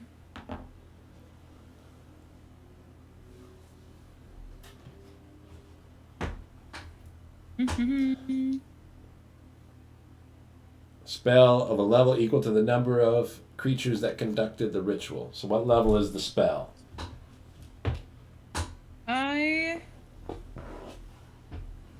I'm so sad because I know I had one picked out last week and I don't remember what it was. It was I- summon undead, but I don't know if that's what you want to stick with or not. Yeah, no, that's good. That's good. I'll keep that one. All right, bold choice. It is. That's an interesting choice. So, how to tell you? You don't have to tell people that this is the spell that you're attempting to acquire through this ritual before they help you perform it. But you do know before you attempt to get a spell to summon undead that the undead are Arvistan's preferred enemy, his favorite enemy, based on the sort of atrocities they've committed on his home and his people. And also that they are an abomination in the Church of Freyr, which is the church that Ravi is a acting member of. Yes.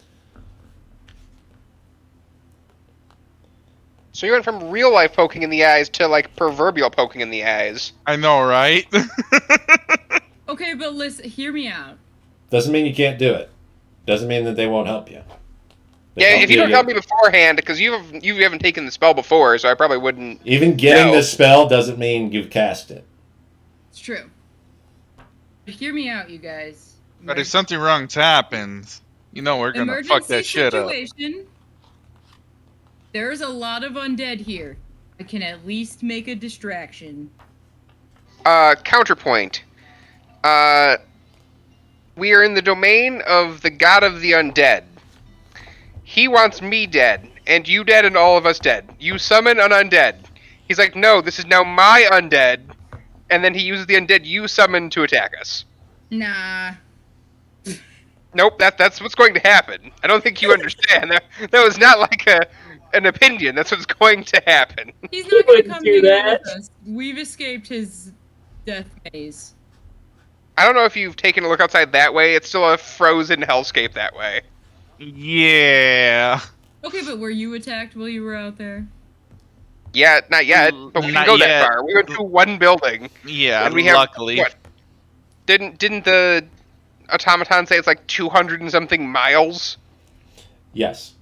It's most of the continent is the whole city. Well, what do you say? Fine.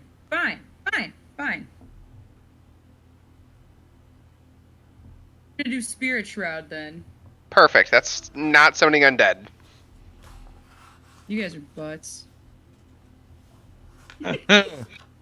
Uh, Hey, don't say I don't listen to you. hey, shit goes Really the blunt. wrong way. We're gonna fuck that shit up, you whether you like it or not, if that's what you want to do. It's not gonna be my baby. I'm not adopting it. It's just gonna be another corpse. I can just be like, go be Again, free. It would function better than an unseen servant. In many scenarios, at this point, that would have been helpful to us. Okay? I mean, Yes. if we're that desperate, Kriv can summon animals or something like that. They can, I don't know, summon an elemental too. Like they can help us escape. I think you being able to do something different is probably a better utility for what we need. And as well, we don't know if you're going to be able to actually control it at its best and not turn on us. At least that's what I think. I don't know how spell works, so. I suppose also worth noting is what kind of spells can you take? That depends. Excellent. Necromantic and divination. So could you summon that spell where I like have those giant guardians surrounding me at all times? No. Unfortunate. Never I mind then. know. I was pretty sad about it too. That'd be conjuration, wouldn't it? Yeah. I have. Life transference was another one that I thought might have been useful. I still really like inflict wounds. That one's really hardcore. It's got a cool name. And vampiric touch. That one's pretty hardcore too. They sound cool. I have revivify as well. Or you could get summon undead. You know, it just they don't seem like they'd be happy about it, but I don't think they'd carry Dave over wants it. it so bad. Dave wants to screw up my life.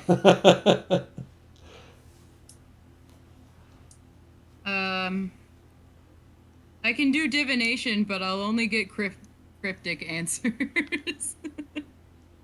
I mean, that's what most of this campaign has been. It's true. For Like, real. We do Okay. like our cryptic answers. So if you want to do that, I'm not opposed.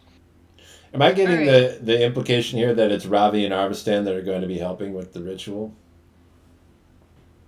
I mean, so far, nobody Yes, else absolutely. has. you wanna Yeah. come, Kriv? For Dave. what? Griffith's pissed off. We're gonna summon a ghosty boy, or girl. You haven't missed out on a single ritual yet. I know. Anything. Dad, if you miss this one. I'll do it. I know it's embarrassing to you that I look like this. Oh yeah, you're gonna ruin my relationship with my friends. Friends. Well, okay. Alright, Blight, Spirit Shroud. Wait, Blight's on the table? Blight's on the table. Jesus. And life transference. What do you guys want? What do you want? It's your spell. I Yeah, wanted exactly. to summon dead, and everyone bitched. It was very clear that you could have just not said what it was. It's true. That is fair. Just done It's it true, but anyway. I like everyone's advice except Arviston's. As usual.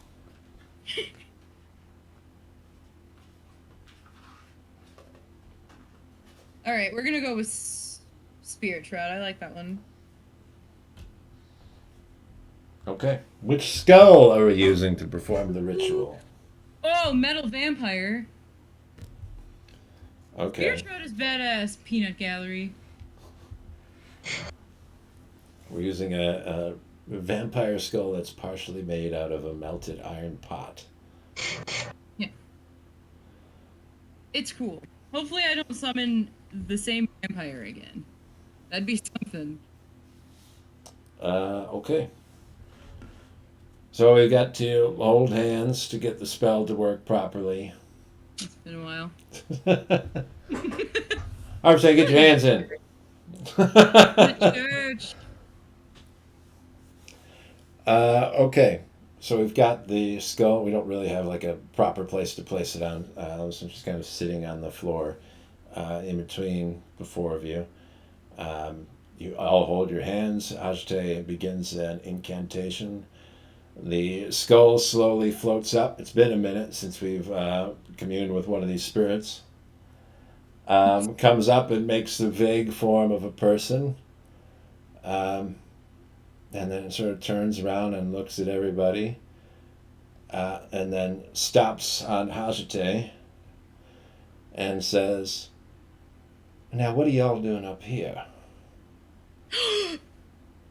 Is it Ray? Let's go!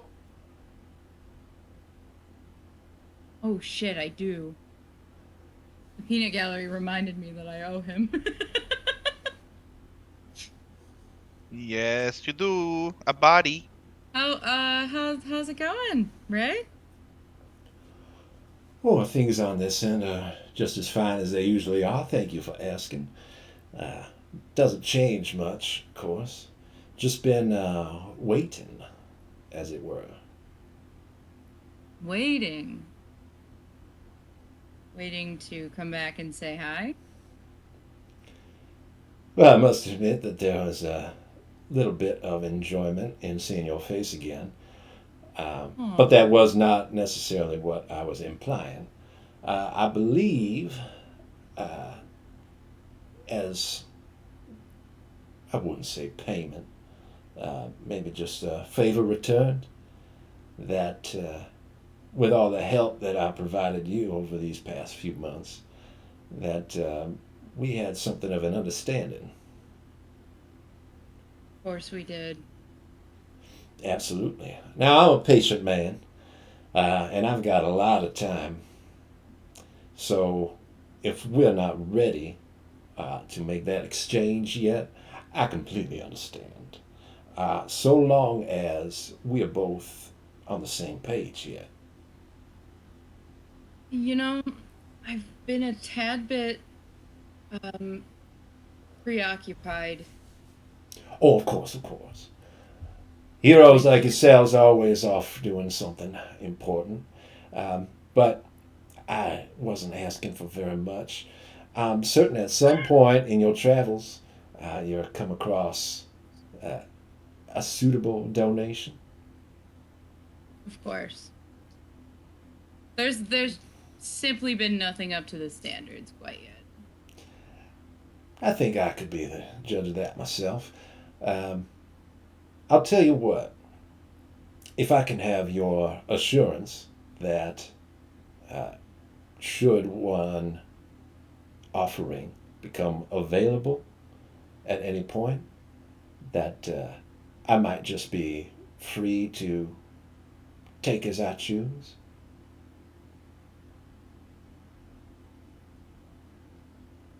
Can you inhabit, like, undead bodies? Or do they have to be completely devoid of any kind of life?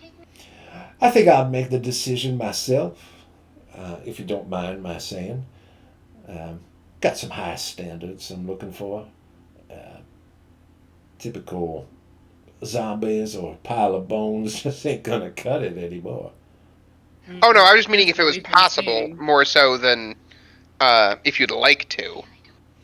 It most certainly is possible. And I have seen, you know, things fall around you, but I'm not interested in being a wolf or a baby turtle. So uh, I'll just keep an eye open. How's that? Oh, There's so no you've need to been concern yourself. so you've I been think I following need a us? couple. I think I need some conditions.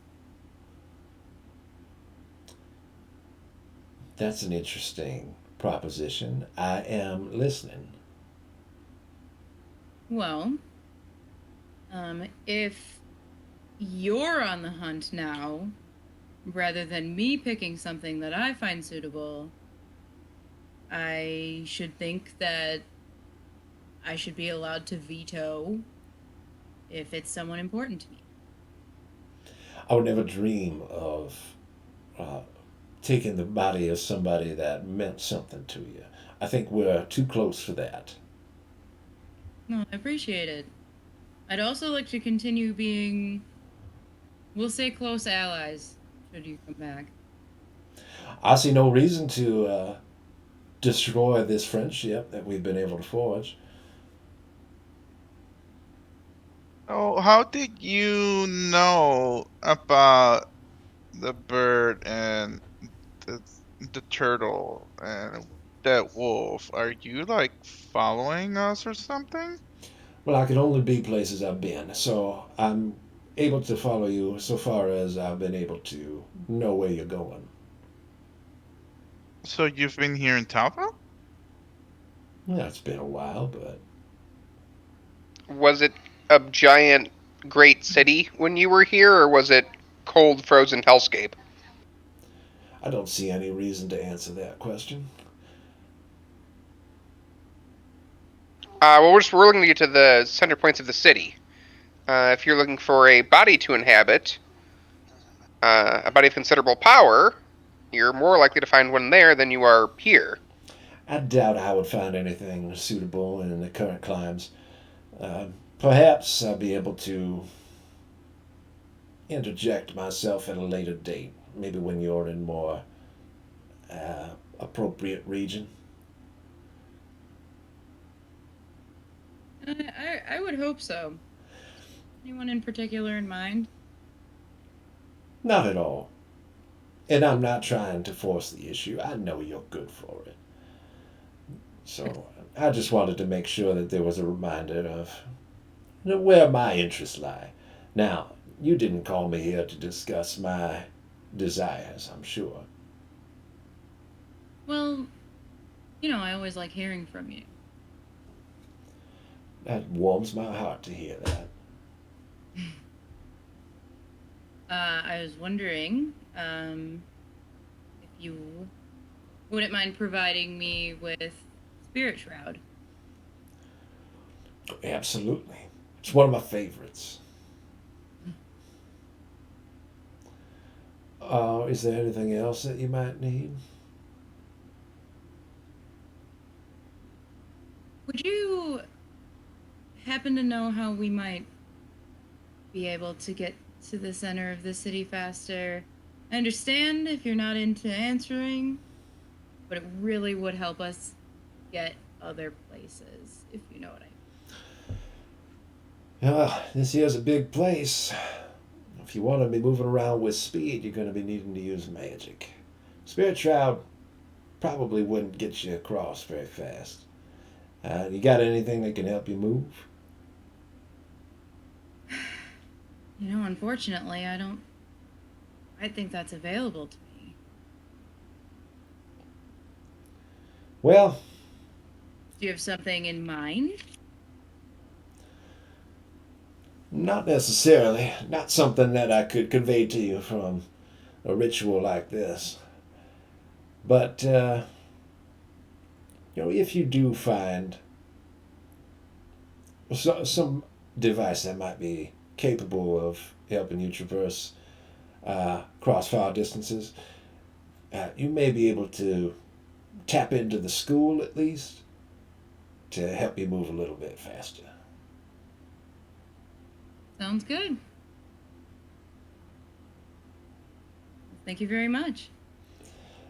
It takes out like a little spectral notebook and kind of like flourishes in like a little bit like ghosty wisp, like ecto mist follows behind it. And he cracks it open. He takes like a little tiny pencil. He licks it with a tongue that he doesn't have. Uh, Jots down something that's just a bunch of like symbols and runes that are meant to represent Spirit Shroud. He says, I've got a bit of a flair for the dramatic. Better than just sort of touching you and granting that knowledge. I think it makes more sense to have something representative. By all means. He closes it up and hands it over to you, And as he does, his spectral form sort of fades away all the way up to that little notebook. And then that just disappears too, and the skull falls to the ground. Ooh.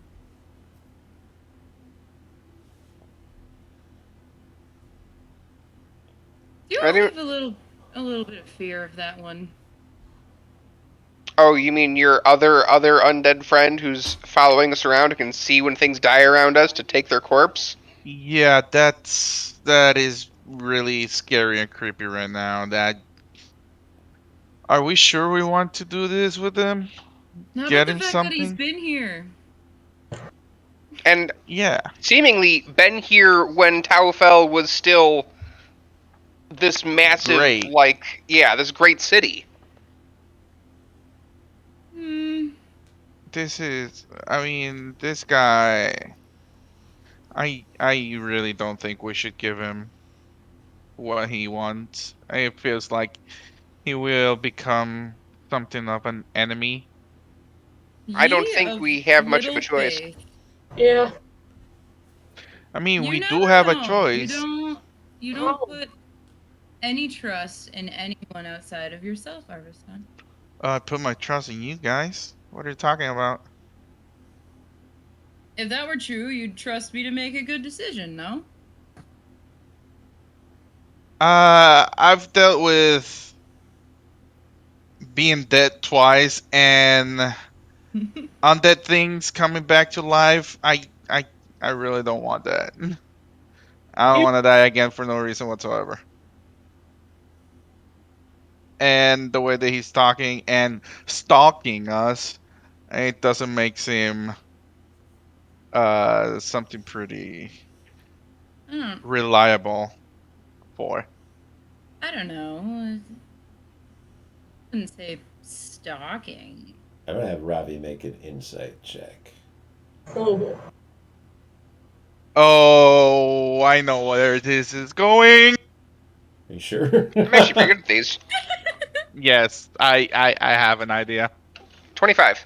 Call it right now, Uh, Jason. Okay, Well, before he says something, he's still not gone, and he's still there, and oh, it's in Hashate's you know, body or something. before Dave even says something, I know for a fact that's true, and that is not what he's gonna say. I'm going to say that Ravi has used the sensor that he's not currently in possession of to be able to look into the ethereal plane, and that Ravi's experience with spirits in the ethereal plane, thus far, almost everyone that he's seen, um, doesn't seem to have this kind of awareness. More often than not, it looks like they're either mimicking the lives that they used to have, or they have a sort of look of complete misunderstanding of their current situation. They're either wandering around aimlessly or they're just being people in the place where they were dead, which is not what this guy's doing. Well, there's a couple of things here. Now, I've never seen him, right? Because I didn't look all around with the sensor. I've never seen him, correct? Never seen him, no. There are two things. One, I have never seen him with my sensor, which means he does not exist in the ethereal plane. Uh, Two, he's way more aware what's going on than any of them were. Like down in the ships, they were just going through whatever their last task was. So Yeah. it's entirely possible that you were summoning him from the literal underworld and not the ethereal plane. It, Oh my god. I think that would depend on what your beliefs are. In this case, I don't think so. We have met several gods at this point. I don't know about this underworld place. All I know is that he's not great news. And if we give him a body, it's gonna be a big consequence for all of us in the long You know run. what? I've made a lot of quirky friends on this journey. And I'm not just gonna outright judge him because he wants to come back from death. I thought we were happy when Ray showed up. He's not another Sequus, is he? I don't I think if love Ray. I think I kind of like Ray in spite of myself. Yeah, same. Also, we're But not giving him a body. I don't, I don't know if you got that. I took that he will just select one that is around us that's probably someone we've killed that we were probably gonna kill anyway. I Yeah, imagine. he's not gonna steal yours for sure. Yeah, I imagine that if we should manage to make it back to the main continents, any one of the bodies that we're bound to find through the war that's going on might suffice. Or he'll be extra picky because he will have somebody to choose from. Right? Yeah, or he'll just pick Sequist. That requires us A to kill Sequus, which is We don't know what unlikely. we don't know what his deal is. I don't know. For all I know, he can jump into a living something or other. I think if he could do that, he don't like probably it. would have done it already. I suppose it's also possible that he's literally attached to one of the skulls. And, like, his soul is attached to it, and therefore he's seeing almost through it, so to speak. It's possible. I do have a variety. You could ask But I've your killed most girlfriend, of see them if she knows myself. those. All I know is that, I mean, I was fine with him. He was cool and all that, helping us out. But the fact that he has been around here, and as well the fact that he's seeing where we are going and what we're killing or not killing and stuff like that, I don't like that. We're also here. What is the inherent problem with having been here? I could try and summon a divination spell next time and see who else pops up.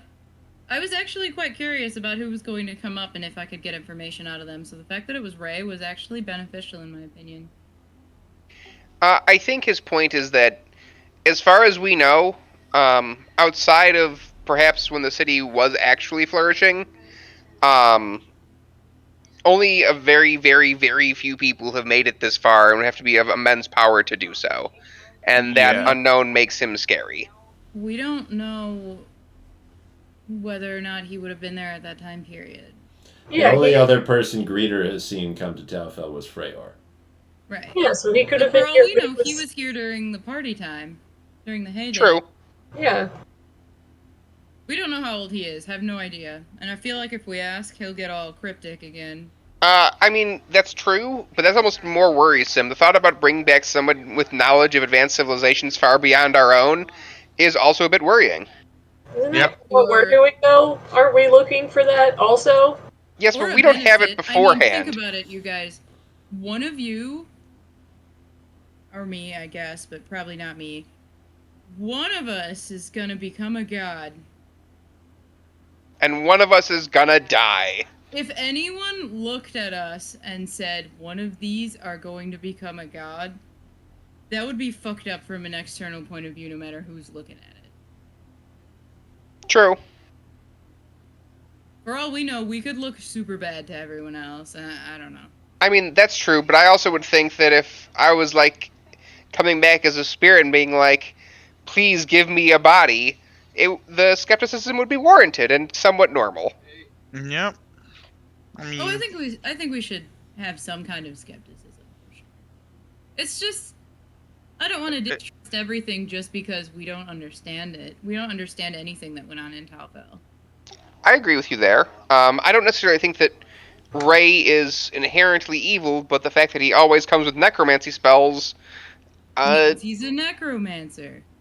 who are Did, like, often bad. didn't Greeter say it was pretty common that people brought up the undead just to do stuff? Around here at least? Magic is treated differently in Talfel.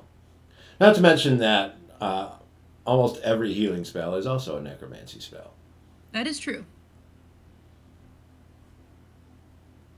A lot of my necromancy spells are specifically for clerics, so Yeah, you're not wrong, but I don't think if you just like, hey, I need to cure light wounds, you're getting Ray. I hope you look at that bug thing, because that was terrifying. But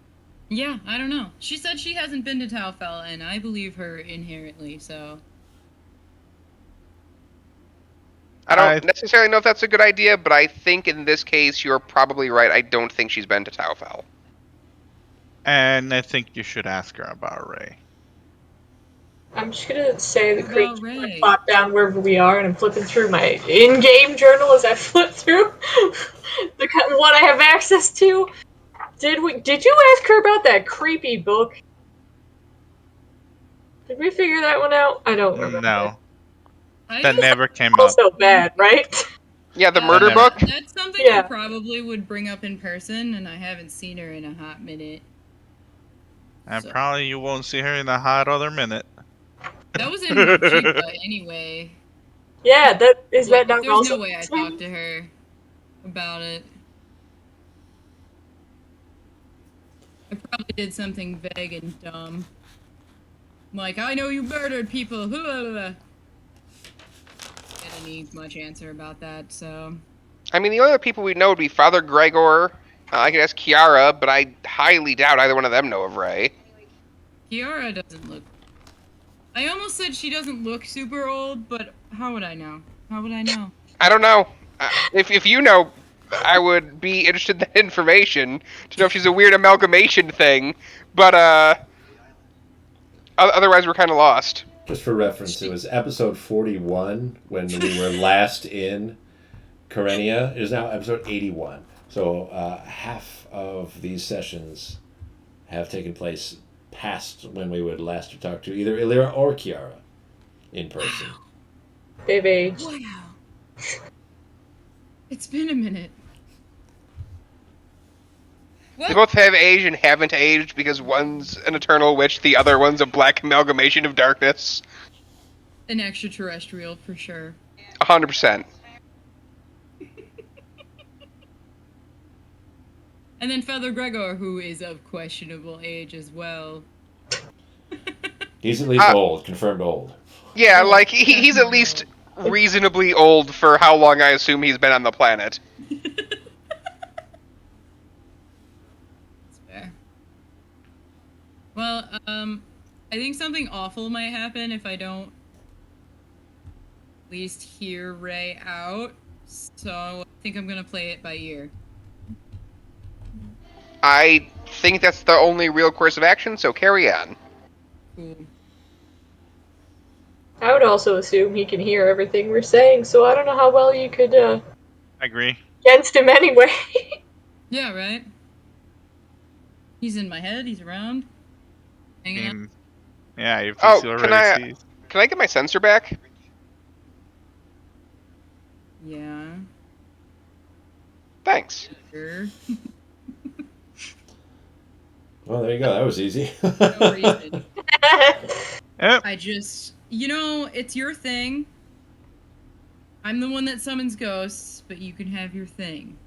Yeah, I don't think that that the one ghost that possessed me is going to go ballistic if Sequus isn't around. Oh, yeah.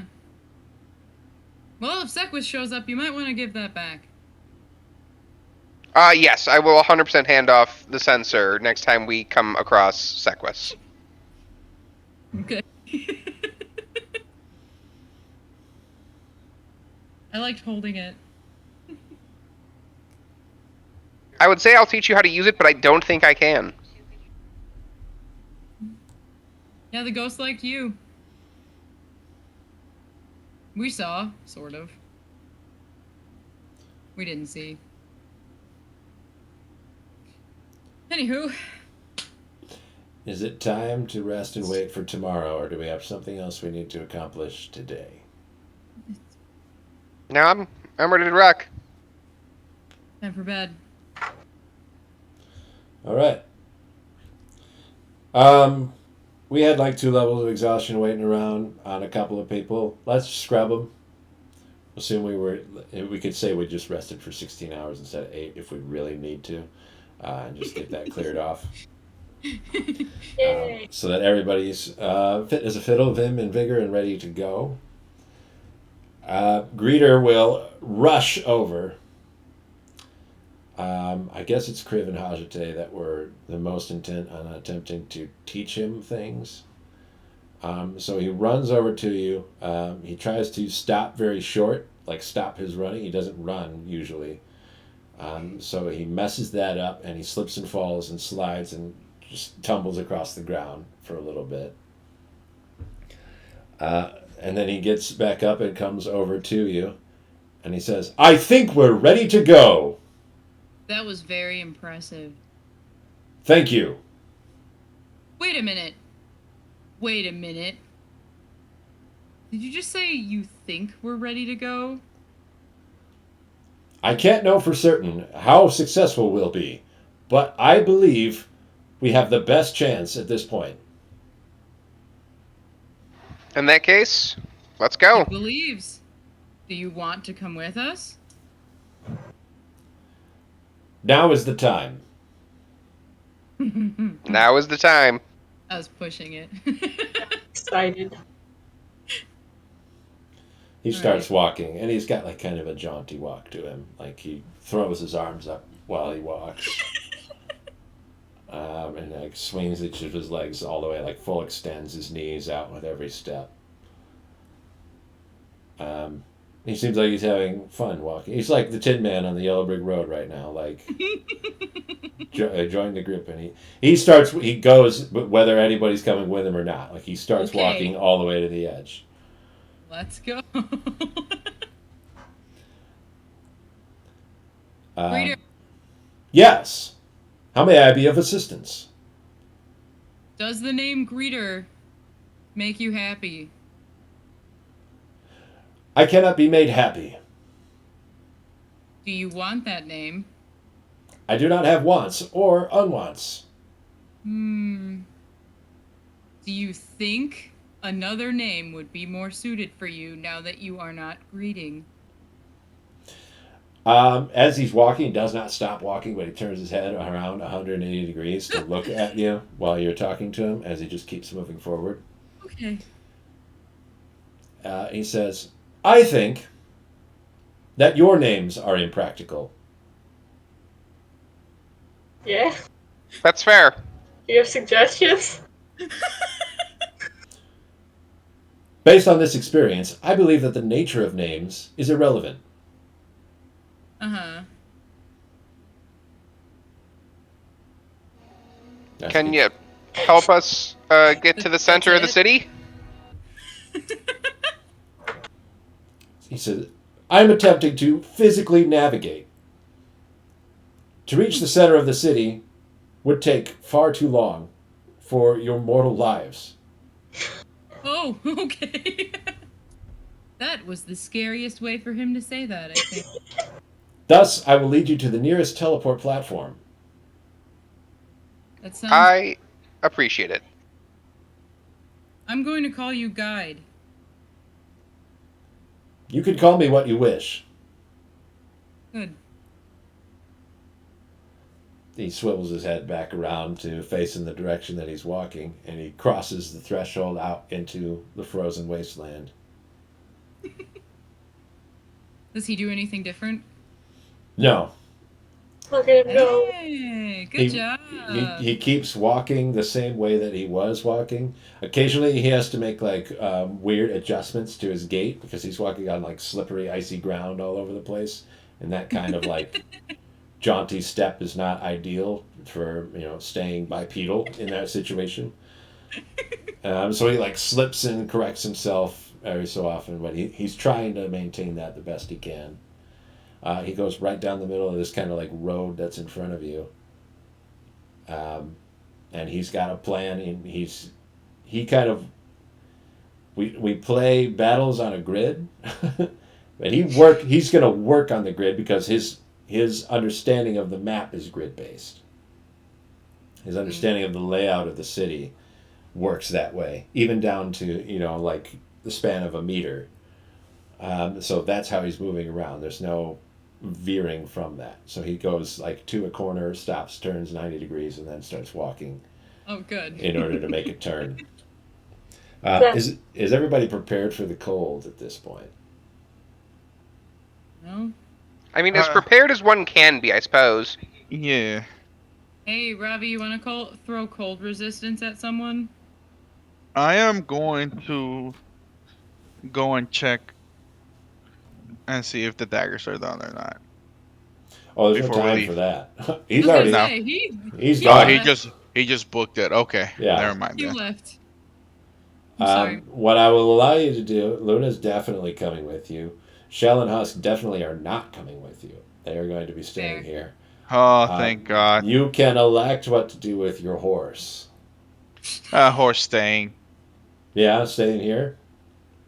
Yeah, I think we don't have anything of importance in him for us, right? On him, not in him. Not necessarily, and if you did, you could grab it really quick. Why do you Yeah, I think we should be good. What's that, Griff? why do you have this horse? This poor horse. You're just gonna leave him behind? He's finally doing his job. His one horse job. Hmm. Okay, let's take him. Fuck it. All right, he's coming. Is somebody going to ride him? I'll ride it. Okay. Arstan is going to ride his horse Ghost. I don't know how many times this has happened before. I think this is actually the first time. It may potentially be. There's a possibility that Arstan was on Ghost when he had recently been dead. Yeah, well, the first time, but that was it. Yeah, but actually ride him. This is the first time. We weren't speed racing with Ghost, were we? No. Yes. That was you on Shell and I was a horse. Oh yeah, that's You were right. horse. That is true. Because Okay. we were running to get horse. To get, Yeah. True. get horse. Okay. I would call him Horse too. That's a pretty good name. He is horse. Yeah, so you keep a pretty good pace because guide or greeter or whatever you want to call him, the automaton that greets people as they come to Taufel, doesn't really slow down as he's moving forward, and he's not going very slowly. So keeping up with him means that you're constantly in motion. He weaves in between a lot of buildings, and it's not very long before you totally lose sight of that safe, warm dome, Oh. and that you're out in the blustery, frozen cold of the city itself. Um, he has complete confidence in where he's moving, even though he goes down like what would be like sketchy alleyways, like very tight, like narrow corridors between buildings. But a lot of the sketchiness of an alleyway in a city that you would be familiar with would be based on criminal elements in that city. And in a city of that is dead without people here anymore, that's not really a concern. We are the criminal element. We are the criminals. Right. He walks with you for the better part of an hour and a half before he comes to a sort of more clear area. There's like an L bend. It comes up. You've kind of lost perspective of the direction that you're heading in, the perspective of which direction you're going in, like north, south, whatever. And without the sun, it's really hard to track. It's always overcast up here. So all you know is that this part of sort of road goes forward, and then it turns off to the right. So you're following behind him. He heads all the way to the center of the road here, stops, makes a right turn, starts heading in that direction. And then he very excitedly turns his head around as he's walking forward, and he says, "We're nearly there." Excellent. That's And then, yeah, he walks another 20 feet and then stops. Wow. He's right. He turns around and looks at you, and he says, "Ahead is the nearest teleportation pad. If it can be activated, we could use it to move anywhere in the city. To operate it properly requires knowledge of the city itself. Luckily, I have that knowledge in my own memory. Excellent. Um, he says, I cannot wait to share with you the wonders of the city of Taufel. And then his chest explodes. And a giant bony spear erupts from inside of him. What the fuck? And he gets ripped away 30 feet towards the corner of a building and disappears behind it.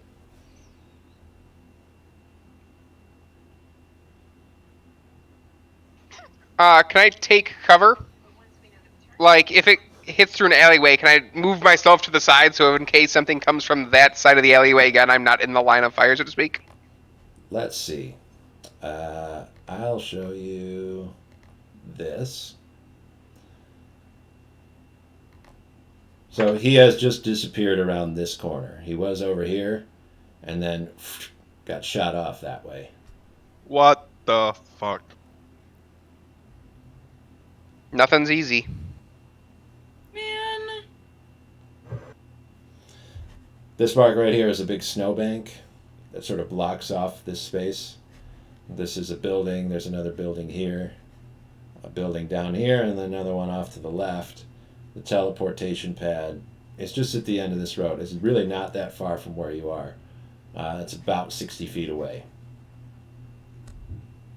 To add drama to it, I say automatic no. He's an automatic. It takes everybody a second to sort of register that. I forgot about Ghost, so I'm going to bring him in and put him right there. I mean, we gotta go get him, right? We don't have a choice. We can't activate the teleportation pad. I don't know where we're going. If possible, I would like to get to, like, the corner of that top building where the spear came from to try to, like, peer around it.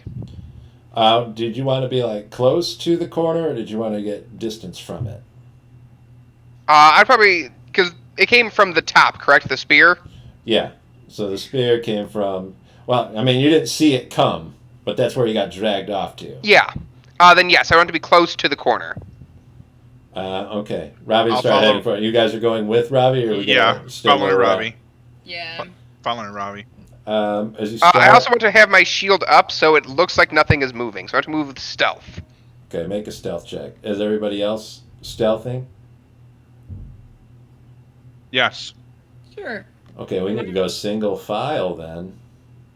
Alright, that is going to be a 16. I need stealth from everyone. Ghost coming too? I understand you're going to be on Ghost, right? Yep. Don't you You're fuck this up for me, guys. stealthing on the I'm so horse? stealthy. Yes. Nat 20. I still got There you go, Kriv. thing on. They know what's going on. Nat 20! Hey, hey! Armstead, I swear to God, if you and this horse... That'll be 22 for me. Wow. And Luna? Come on, Luna. I believe in you. No, she's chilling. It rolled a 16 plus her 16 stealth. Yep, 22 as well. Okay. We're so good at this now. You I'm not ready? a liability anymore, guys! All right. The fact that he can stealth on a horse is pretty bullshit. Clomp, clomp, clomp. But the snow pads it, so it's just like... So you slowly move forward, everybody in a line behind Ravi as he holds up this see-through shield in front of him to try to mask your presence. Ravi, make a perception check once we get about here.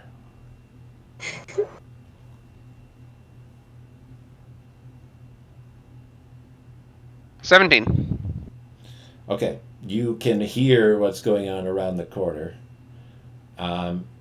There's the sound of scraping metal, shredding, and crying, like weeping. Like, the automaton is weeping? Because I recognize his voice, obviously, if it's him, or is it weeping of something else? Doesn't sound like his voice, and it would be out of character for him to be crying. Yeah, I was making sure, but he's got his newfound freedom. Maybe he's trying some stuff out. Crying. Uh, Testing To be for his fair. life. would you like to continue? Yeah. Okay. So we want to go all the way to the edge like this? Yes. Okay. There are 3 figures around the corner. They have eviscerated your guide. He has had his limbs strewn off. His torso is completely torn apart. And he doesn't seem to be functioning anymore. That's This, not okay. Here, I'll show you what they look like. One of them has sort of like spear arms and legs, and he was able to launch one of his arms like a harpoon. You can see that that's the sort of bone that's protruding from your guide's chest. The other 2 have several like bony arms coming off of them, and they're hugging him and crying over him. At some point, they were both holding him, but the force and the piercing of the sort of pokey sword, spear-like edges of their arms tore him apart. So each one of them is holding a section of him now. They're kind of cradling him in their arms like a lost child, and just crying over him. What the actual fuck? Nope. Let's go back. Let's get the fuck out of here. Now it's time to roll initiative. What? They I haven't want seen our that. man back. We're stealth. You're still so you get a surprise round if you want it. 17. You can use it to run away if you so desire. I don't know. I'm pretty mad at this point. Yeah. Unnatural 20. 6. 8. 8. Yeah.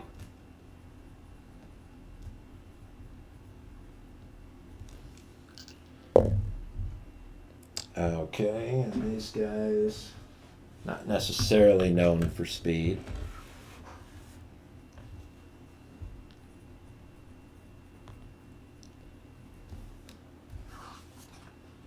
All right.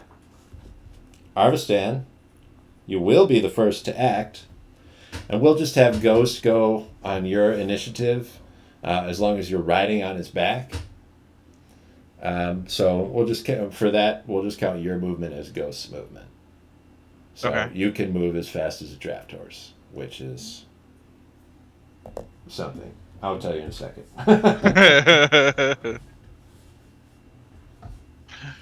All right. You don't have eyes right now because you're at the back of the line. If I move to the wall downwards, like to the other wall, do they see me? Are you still sneaking? You'd have to make another stealth check because the stealth check that you made just now is based on Ravi's shield being in front of everyone. If you move out and away from that, you'll be within sight, so you'd have to be doing something else to be able to properly sneak. Ghost can move Hey. 40 feet. Cool. Okay. Let's see. Yeah, I'll try to move stealthily. Let me stealth. That'll be a 15 plus 6. That'll be 21. Okay, so we're trying to sneak down. And how far exactly did you want to go? Just down to here?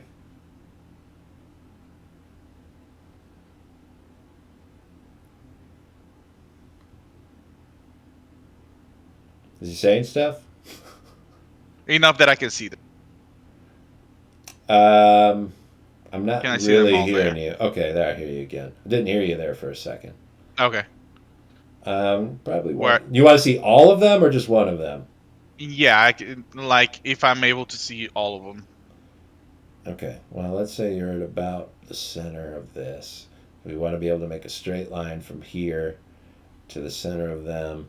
Probably ought to go one forward, and then you'd Okay. be able to have a line of sight on all of them. All right. Perfect. I am going to use my bonus attack to lightning arrow. Bonus action lightning arrow. Yes.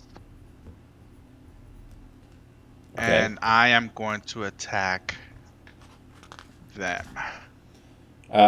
Which one do you want to hit specifically? Let me just. They're close to each other, right? Yeah. For the spread. Yeah. Okay. Perfect. Didn't notice that this guy was gonna got his foot in the middle of everything. So Yeah, a little bit.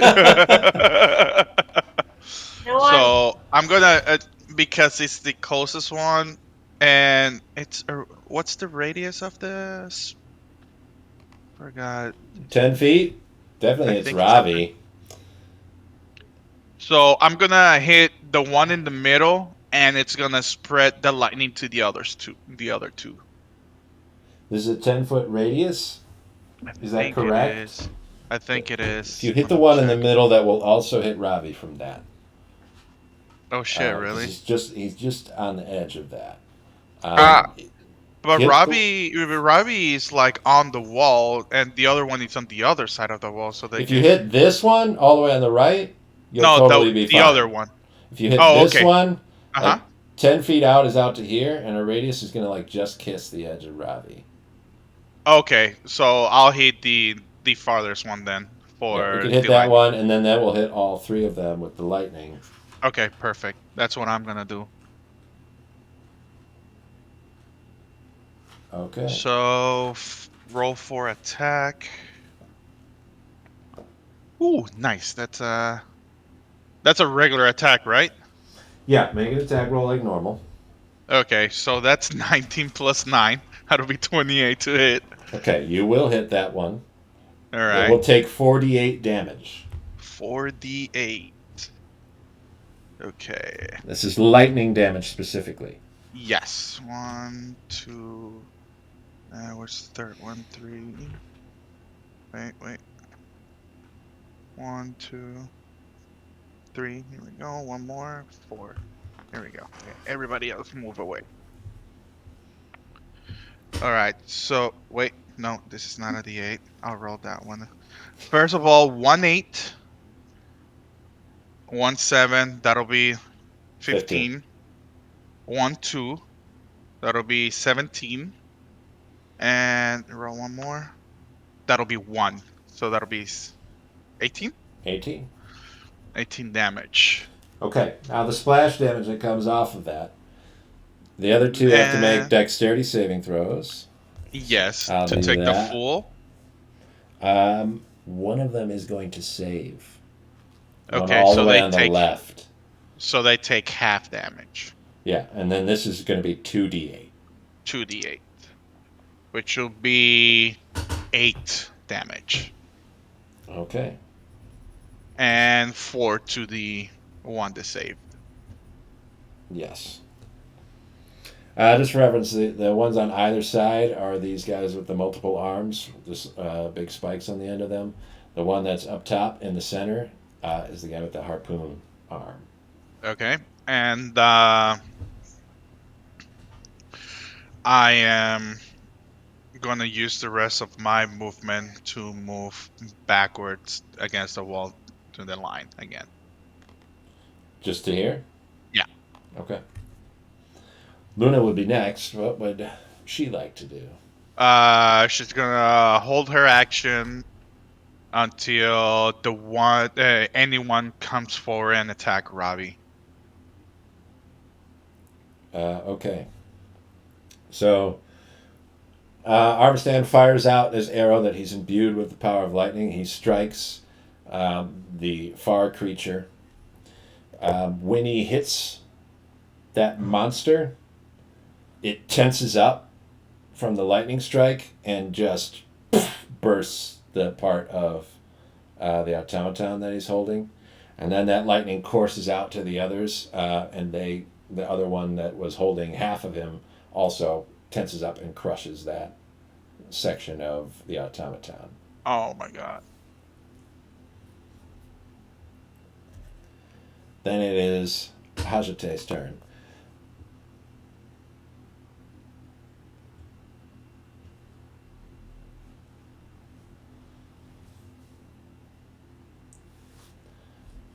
Could maybe move over a little bit since we're all the way on the edge now.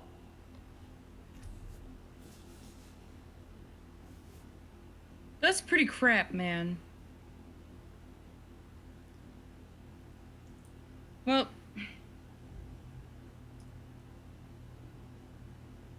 I'm mad, but the one guy's, the two guys are crying because they're upset about it. All of them are crying. The one that launched his arm is crying silently. You can see like black ichor tears coming out of his eyes.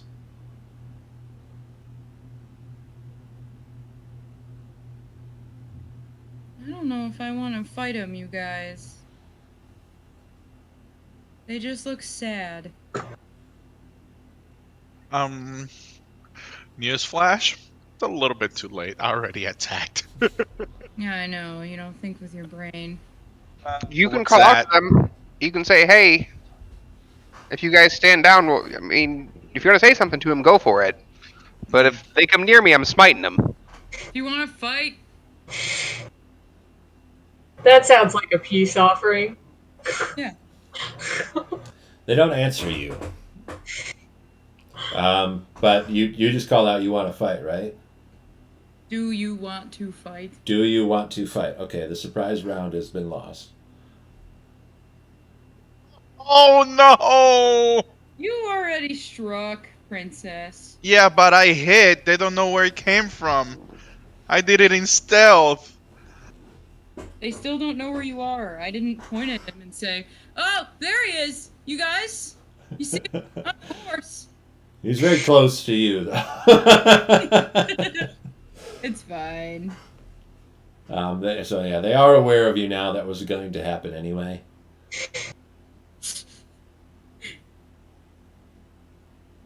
But that's for free. You can call out to them without using an action or anything. Well, if that's unresponsive,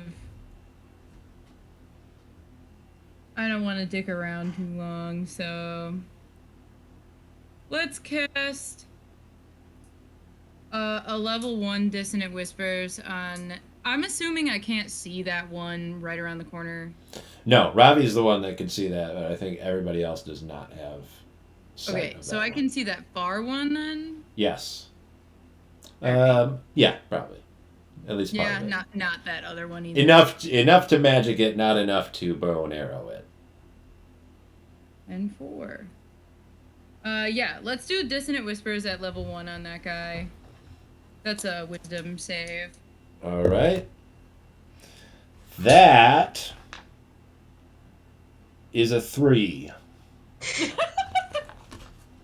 Guys, they're not very wise. Let's go. You could have guessed that, but...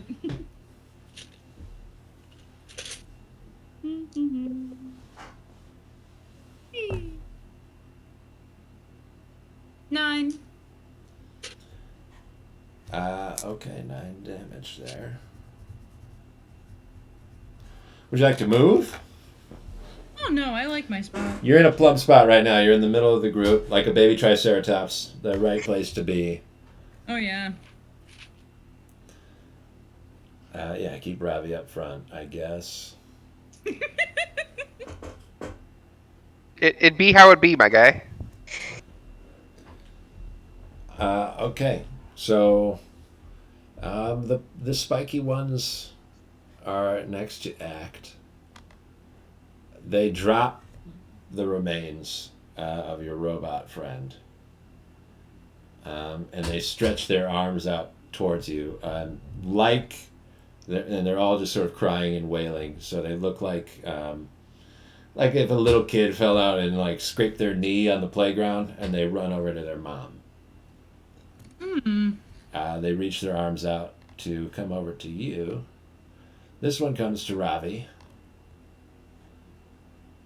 Oh, wait. Um, these are aberrations, right? These are monstrosities. Or monstrosities? Oh, okay. No, we're good. Okay, this one will also come to Ravi. They're going to give him a hug. I'm Uh, invisible. They cannot see me. you have a shield, which gives you a 21 armor class. It's true. You are currently the most difficult to hug by a wide margin. Oh. Uh, Sad. Excellent. so Luna's going to attack. Yeah, we should have moved Luna before because Luna's going to have a hard time attacking from all the way over there. Feel free to give it a shot. All right.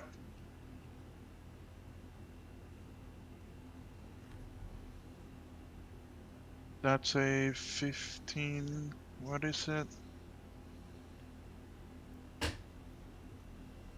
Oh, here we go. +7. 15. That'll be 23? Or no, 22. 22. 22 to hit. And gotta do a DC of 14. Saved on that, so we're not going Okay. down. All right. So 2d6. 2d4, sorry. +6. 2d4. Another d4. Here we go. That'll be 4, 5, 6, and 6. That'll be 12 damage. Piercing damage. Okay.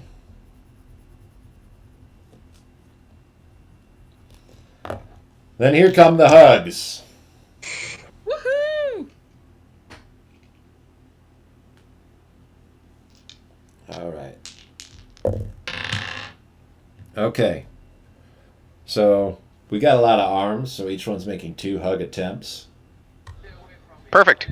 The one on the right rolled on his first attempt a nat 1. On his second attempt, a nat 20. Damn it. Wow. Well, Not a lot you can do about that. Doesn't matter what kind of shield you have. Nope. So that's a total of 30 points of piercing damage. Damn. Jesus. Dave, can you point me out which one was the one that I hit in the beginning with the arrow? The one that's on the bottom right now. Okay, thank you. That's the one that's going next.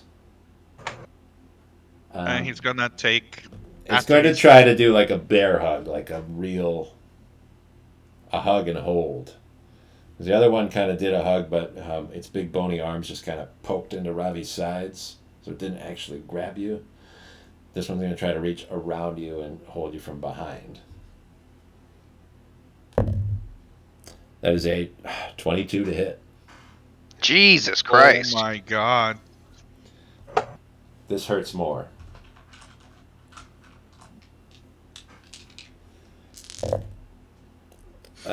Oh my God! Rolled super low on the damage. Good. This is one of the worst. This is I'm just gonna tell you this was a roll of 4d10. The numbers on the die add up to 5. wow. Holy shit. But you are going to take 8 piercing damage from that.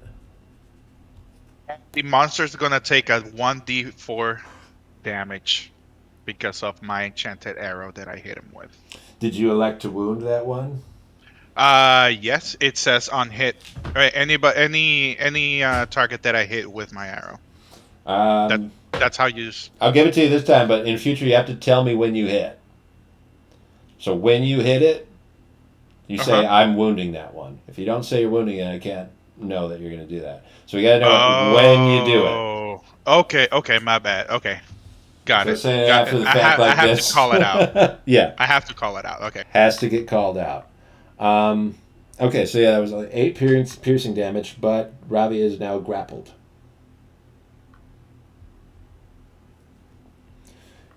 While grappled, you should be frightened unless you have something that makes you not frightened. I don't think so, but I will double check, and if I find something, I'll come back to you. It's a very easy thing to kind of nix out with a bunch like spells and items and stuff, so it's possible. And you rolled a d4, right?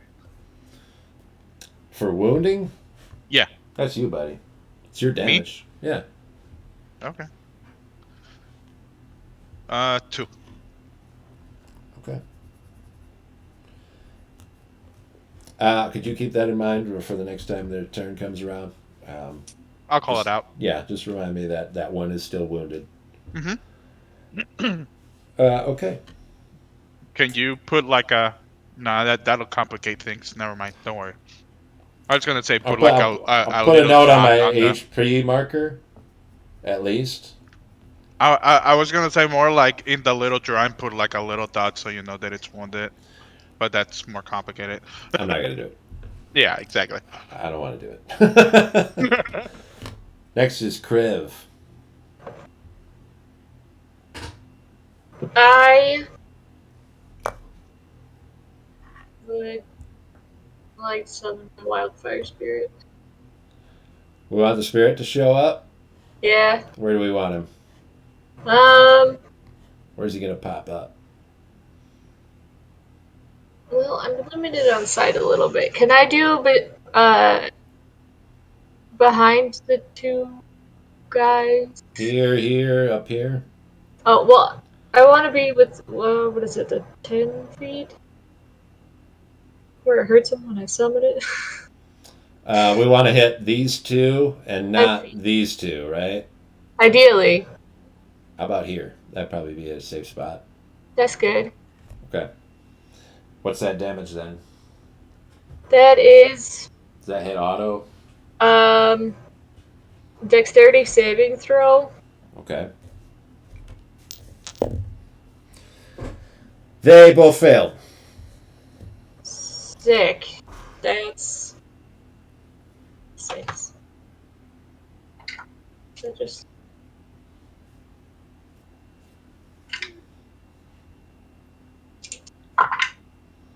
8. Okay, that's 8 to each of them.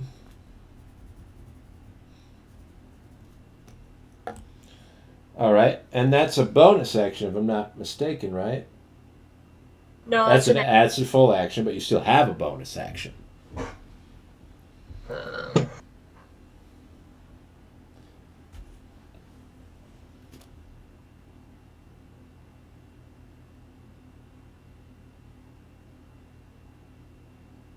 is. Okay, so the one is grappling Robbie, but the other one by Luna's not, right? The one by Luna is the one that's grappling Robbie. The other one that's to his right now is not. Confusing. Okay. The one that's on the bottom, that's where all the stuff happened. That's the one that Armstand shot. That's the one that's wounded. That's the one that's grappling Robbie. He's doing everything. The other one currently is just standing there. I want to try to use my push from my feet, but I don't know if I can do that like to the one not holding Robbie, because I would have to assume that would hit him. If I tried to push that guy, but I don't know if I can do it like when someone's between us. I don't know that a physical obstacle should impede telekinesis. I wouldn't think so either, but I don't know. I would like to check If I know where that is. I don't remember where that feat is. If that's like a fancy... It's in Tasha's. okay. I'll check there. I can pull it up really quick. I know it is boring when the DM looks up the rules, but get over it. I like to look up the rules. I want to know for sure. I don't have them memorized. It's okay. It's a mage hand. That would actually be impressive if you had it memorized. Doesn't matter if somebody's in the way, you try to shove them. 2 feet or 5 feet toward you or away from you. I'm just gonna try to push him away. Okay, it's not even going to attempt to save on that. Sick. I mean, on its next turn, it will just walk up again. Yeah, but I wanted to do something, and that one's never worked before. And it's a free bonus action, and I wanted to just push something with my head. There you go. Well, you did push him onto the teleportation pad. It'd be great if it worked and he If you just. could somehow activate that and just teleport him to somewhere, that would be a very interesting way to solve that problem. Okay. Is that it for Crib? You want to move? There's no opportunity attacks from this one. He's holding Ravi right now.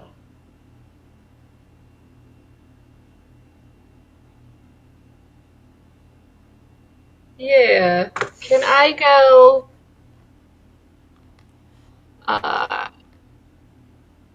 like against the other wall? Like one square back from that? Yeah. Here? Yeah. Okay. All right. That's it for Crib's turn. Then this other guy's going to go. Does my spirit go after me or on the same? Oh, you're correct. Your spirit should go right now. What's your spirit going to do? Try to hurt the one holding Robbie.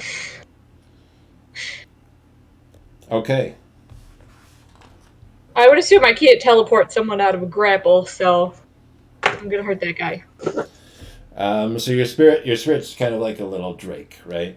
Yeah. With like little lightning wings. It's like made out of lightning. And it's gonna like spit a little lightning bolt at that monster.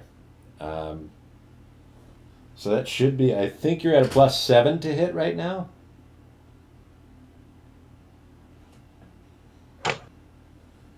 Yes. I have not been updating my spirit sheet as much as I have, Chris. Oh, that's okay. It's a mistake. I just have to remember. So yes, it's +7. Ooh. And it is a 7, so 14. 14 is a miss. Darn it. Okay. As that little bark goes sizzling past Ravi and slams into the wall next to Hajite. What I get for using my Dragon Storm dice. That might have been good luck. As last time they got electrocuted, they squeezed tighter, and I would be the thing being squeezed this time. Yeah. But we don't know for sure. Who's so to we say could... they have not squeezed tighter? Do not say those things to the DM. I mean, if there wasn't already a precedence, I probably wouldn't have. I can do, like, 2 things. And we are in cold, and you are being held, and you don't want to get electrocuted. So that rules out, like, 98% of it. I know, there are no good options. There's only the least bad options, and you picked it, so I'm not blaming you, but... Do you want the spirit to move? Nah. Okay. Stay there. Okay. So then it will be this guy's turn to move. The one with the harpoon arms. Let's see, he'll go over here.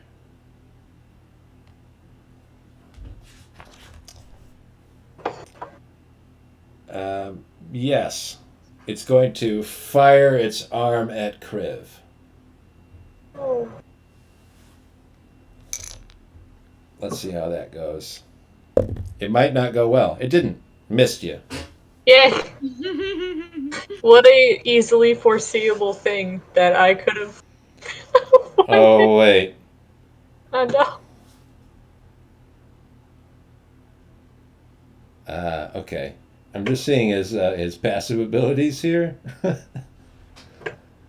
I think... No, we're not in the clear.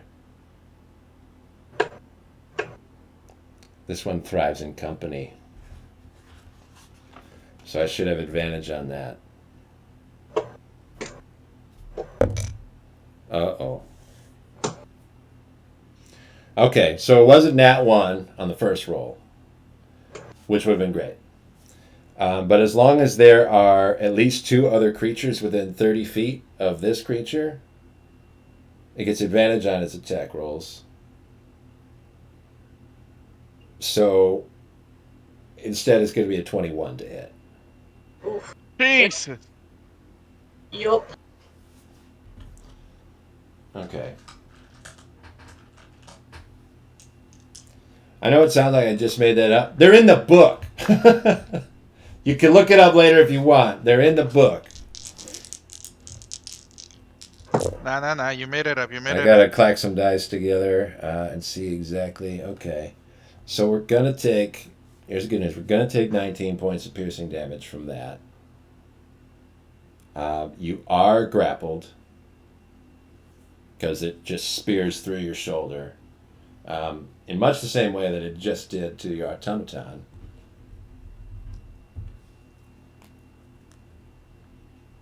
And then it makes a follow-up attack. I need you to make a wisdom saving throw. Oh boy. Oh, that's the one I'm best at. Okay. Mm-hmm. I feel like I shouldn't have said that out loud. Oh, I definitely should not have. 2 plus 7 would be 9. That's not going to cut it. You're going to take some psychic damage now. Because these guys are kind of messed up and twisted. It's going to be another 23 points of psychic damage.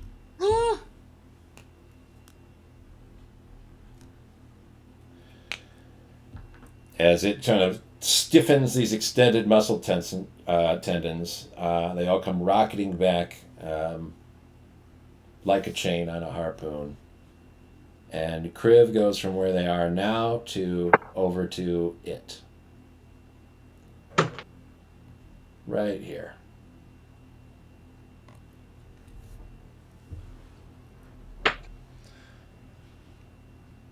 They just love you so much. I did not have a lot of foresight on this. This was a very guessable outcome that I did. That's unlucky. I was going to aim to that one so I can do damage to the other one with lightning, but now I can't. Kriv is resistant to lightning, at least. I'm like so good at getting hit by lightning, dude. I mean, It'll still hurt me. I'm just like good at it. they're not fully resistant to it. Still No. take that.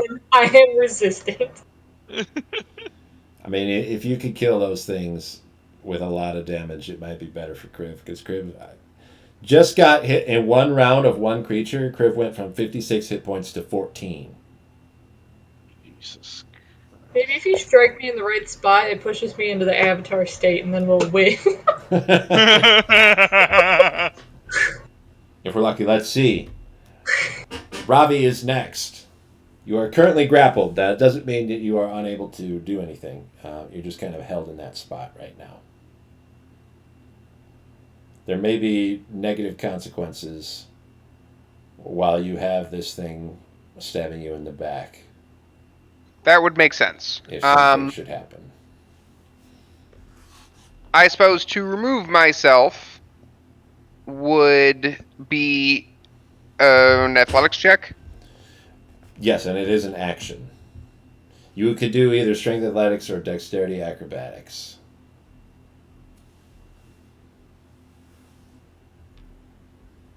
Can I cast spells while grappled? Yes, you could even make attacks.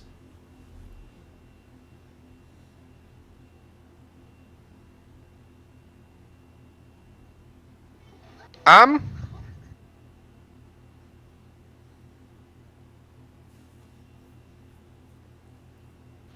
Yeah, I'm gonna try to get out of his grasp. All right. You've got to beat a 19. I actually have a chance at that. It's definitely possible. I do. Unnatural 20. There you go. So you're out of the grapple. You sort of extend your arms out and thrust all of those spiky arms off of you. That just takes your action. You still have all your movement and your bonus action if you want to use it. Yeah, I don't think I have a whole lot stuff to do at the moment, so I will stand there and hope that I don't get whacked again. Good call. We go back to Arvistan. Hmm.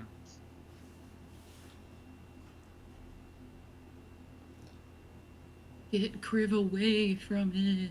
Ooh. Do you have a harpoon arm that you could grab Kriv and pull across the map? No. See? Fuck. I'm just saying. I can't do aerial attacks without Kriv being out of there.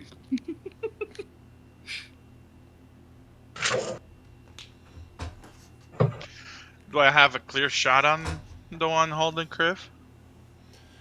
Yeah, I mean, the way that it's holding Kriv is that it's fired off like a spiky arm and it's just pierced through Kriv. Okay. And that's on this kind of like, you can see in the image, it's got like a loose, hanging kind of Yeah. muscle arm. Now, question. Is it possible, probably a high hit, is it possible to shoot that arm to break it off and break Kriv free? According to the rules as written, no. That would not be something you'd be capable of doing. Okay. Perfect. Alright. There goes my plan then. That's I would say I'll just do a quick aside. There's a little point. That's a little point of contention. D&D circles based on a call of a DM. I don't much care for called shots. Okay. Like targeting specific body parts to have specific effects. My reasoning behind that is that there is a subclass of the fighter that's almost entirely centered around that, and my interpretation of that existing is that that is meant to be a specific ability for a certain subclass. Oh, okay. That's interesting. Gotcha. And as such, it seems like definitely cheapening of that. It makes me think like it goes against the spirit of everything if that can be done by anybody. Gotcha. Alright. Well, as much damage as I can do, I'm gonna use sharpshooter and wound as well. The one holding Kriv. Okay. Let's That'll give it a be- shot. That'll be unnatural 20 to hit. That will hit. Yes. Alright. So that will be my D9. Kriv, you can hear it let out D8 like a desperate kind of whimper.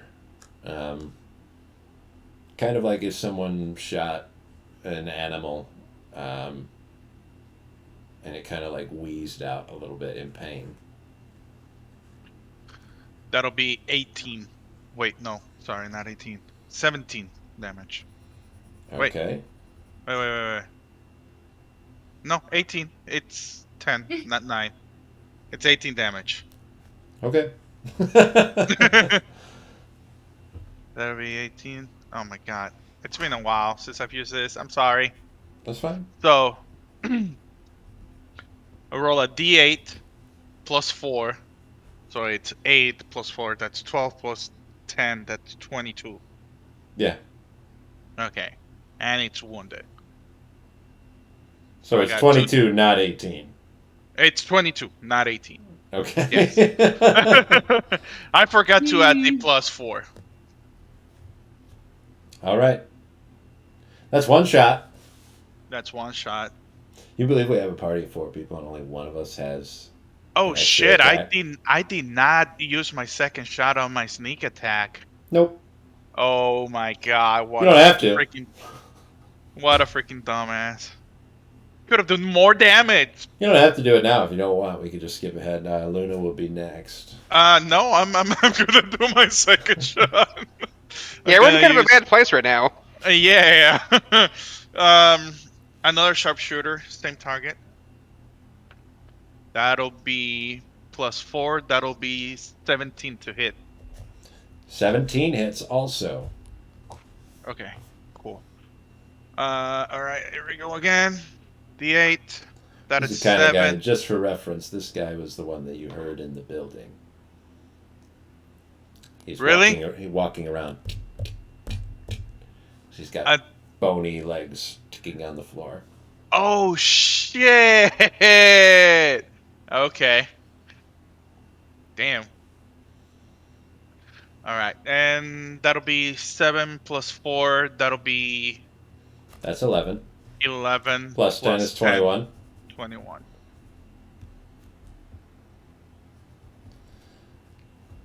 All right. I believe he gets wounded on his turn, if I'm not Yes, on his turn. mistaken. Okay. But now I got 2 wounded targets. You do. And remember that you can stack wounds on a target, too. So if you keep wounding the same person, they take an extra d4 for every additional wound. Okay, perfect. Luna gonna attack the one where Robbie is, and he can go ahead and do his DC and see if he gets knocked prone or not. Who's going down this time? Let's go. So Luna, it's a +7. That'll If- be a 7 + 10. That'll be 17 to hit. Okay, yeah, that is a hit. I was going to say, he's not going down if he doesn't get hit. And 2d4. 4 + 6. That'll be 3 and 4. That'll be 7 and 6. That'll be 13? 13. Okay. Luna, you going to That'll be stay it there? for Luna. Okay. We'll cut to Hajite then. So Kriv has not been extricated from the group. That's too bad. The spirit's over there too. But the spirit has 55 hit points right now, so it's probably not. Almost as many as Kriv. Let's do.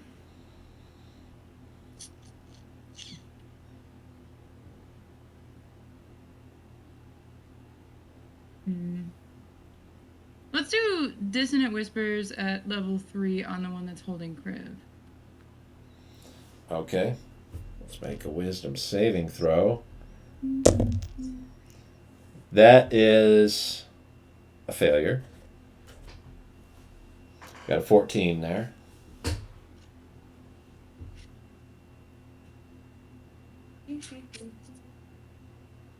Having the little guy by me on the screen is really handy right now because you can see my weird wig.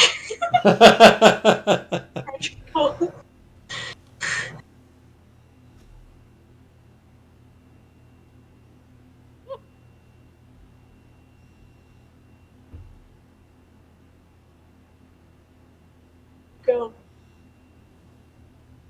17.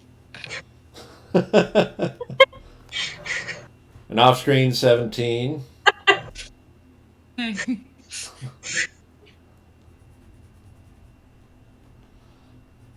Okay. He takes it.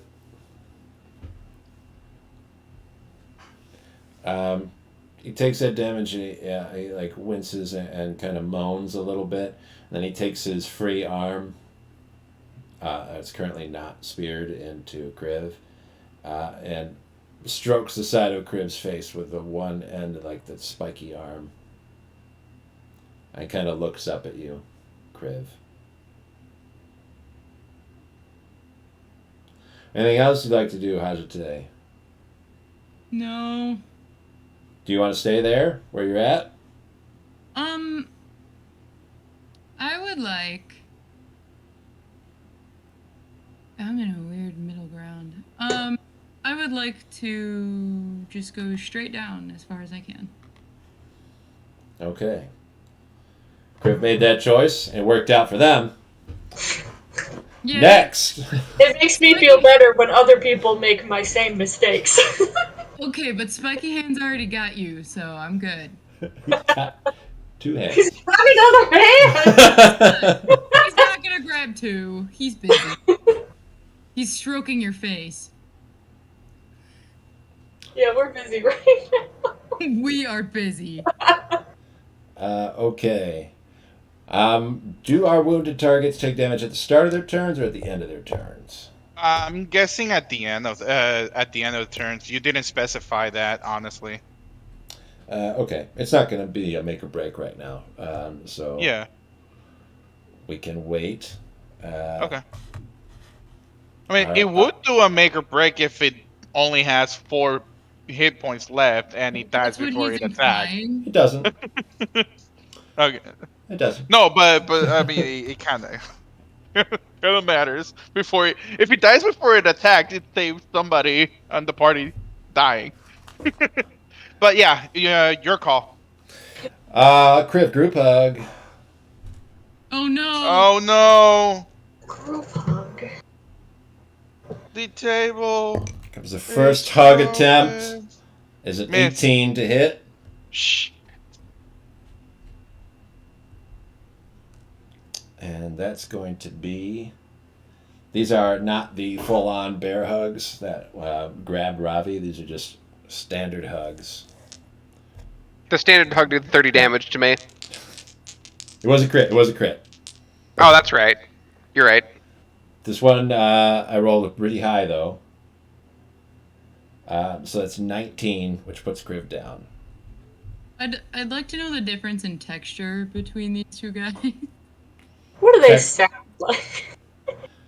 The Does it one, feel like hugging like a rock, or like hugging like gelatin? the one that's on the right, the one with all the many arms, it just stabs you when it hugs you. And it feels like hugging a big piece of beef jerky. When you touch their body, at least. The other part feels like getting stabbed by big sharp sticks. The big guy doesn't actually hug you. He just shoots a spear into you and then pulls you close to himself. Oh, But if you were to touch him, I would say he feels like a rotting whale that's about to explode. that is unpleasant. Kriv's down. I would like to say my wildfire spirit stays up, but just does whatever it wants now, so. Okay. This thing hugs you again and does an automatic death save failure to you.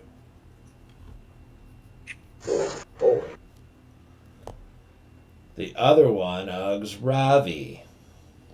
He's going to try to grab you and grapple you again with this hug. That makes sense. That Wait, if the D4 damage.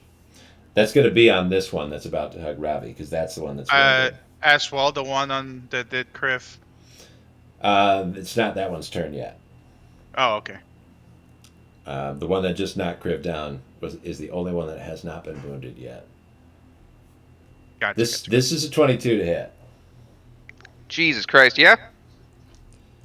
So it's going to be another grapple. Now remember, last time we did the grapple, he only took like 8 damage. So we might be okay this time. No. No, we're not. It's not okay. That's 22 piercing damage this time.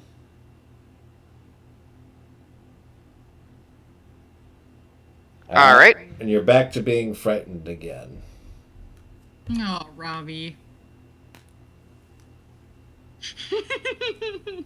And When are y'all gonna have to heal Kriv? Cause I have to heal myself. Cause this thing keeps hitting.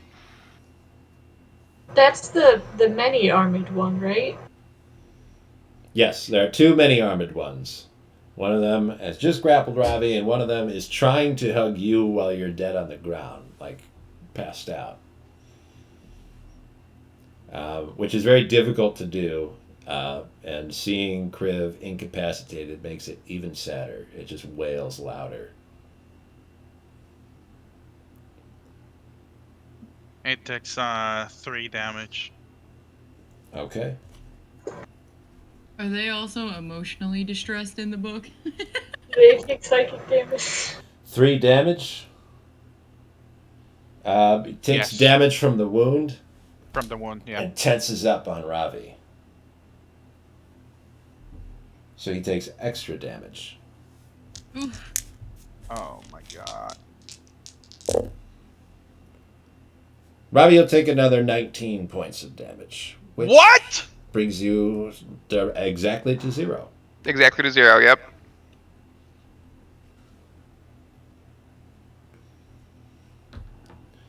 Which increases the sadness of the one that's holding you. All right. So, if somebody wants to get me up, I will get us both a little bit higher.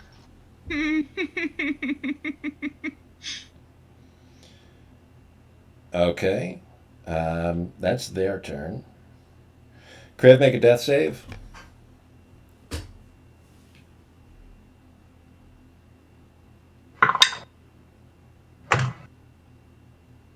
That is a A what?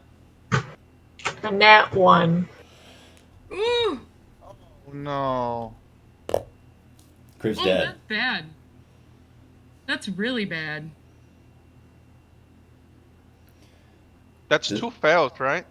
It's Yeah. 3. 3. That's out. Kriv had just died.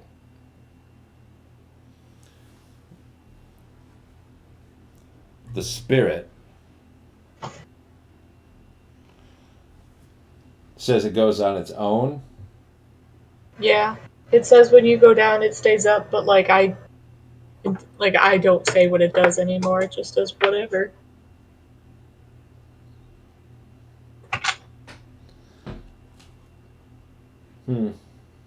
Yeah, it just says the wildfire spirit is free to take any action it chooses.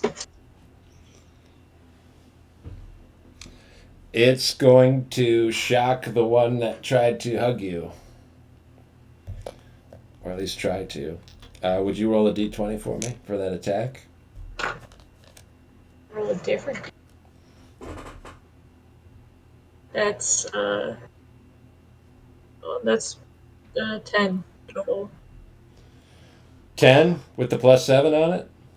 Yeah, I rolled a 3. All right. I have a lot of d20s going to dice jail right now.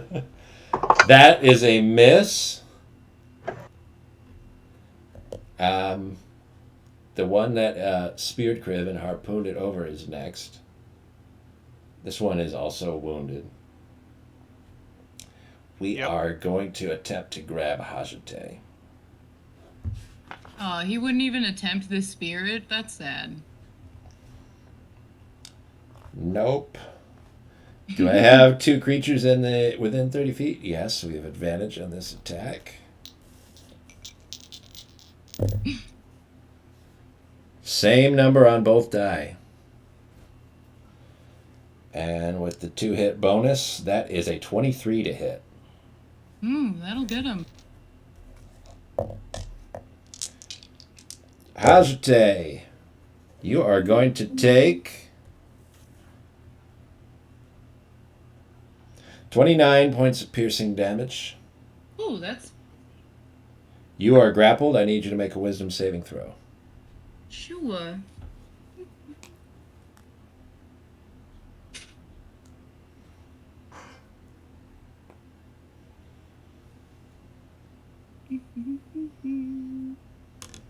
$17. 17 is a save, so you take half of this damage, which means you only take an additional 10. So, sorry, that's 39? You're down. Yeah, you're down to 35. And then he pulls you closer.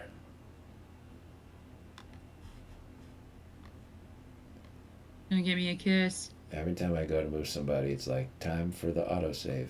Here we go. Right there. All right. Then he's going to take a wound damage. Making friends.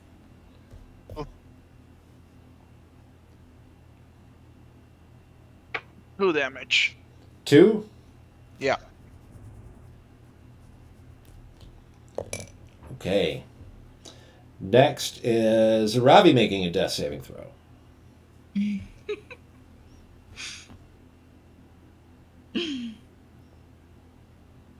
13.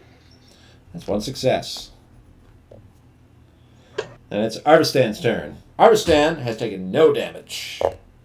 I am gonna rush in. I'm gonna step off of Ghost, Okay, dismount. and I'm gonna rush into Ravi and use a. He's being held right now. Can I make him chug a greater healing potion while being held? Yes, but I'm going to make you make a strength athletics check. You've got to cut this thing's holding him up and like grappling him, so you've got to kind of like wrestle him closer to you to get the potion into him. The strength, athletic, Yeah, you've athletic got to is beat a gonna 14. be. Oh yeah, that's a 21. Okay, you get Ravi closer. You dunk a potion into him. How many hit points is he going to get? So that is going to be 44. 1, 2, 3. Where's the other one? The fuck, I'm missing one. 1, 2, 3. Oh no, we're good, we're good. I gotta use it. Okay. That's 3, 5, and 4. That's 9. One more. That's 10. Plus 4. That'll be 14 hit points. 14 to Ravi. He's back up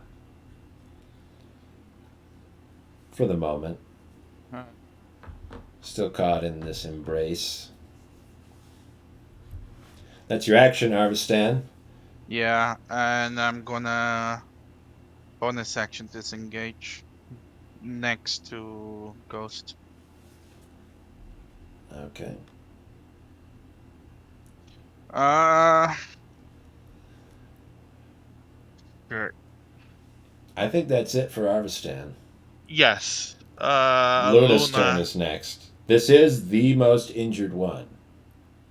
That's right next to Yeah, Ravi and Luna. but if it attacked and it doesn't take him down, it's gonna flinch again and hurt Ravi and probably kill him again. I am going to go down regardless. Your only chance is to take it down, so next time I get back up, I am not down again. Okay. All right. Luna is gonna attack that same one. Plus 7. That'll be a 18 to hit. That hits. It is not going to go down. Fuck. Okay.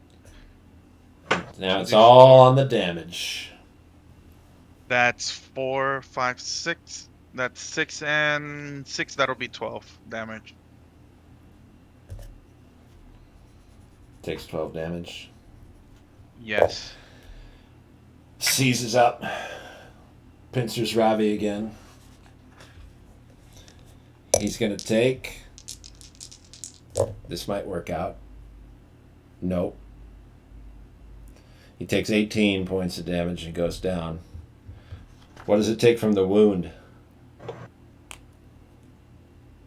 It's gonna take 4 damage. Then it dies.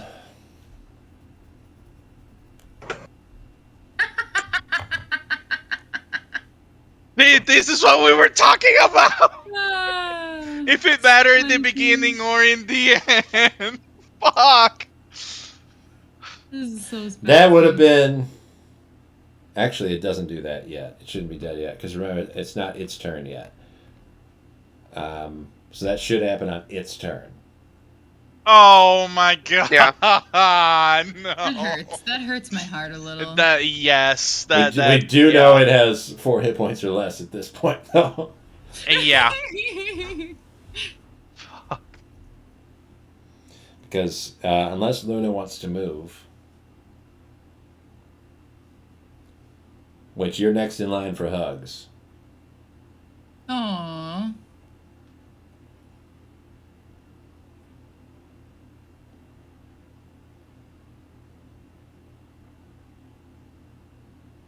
Does Luna want to move or stay?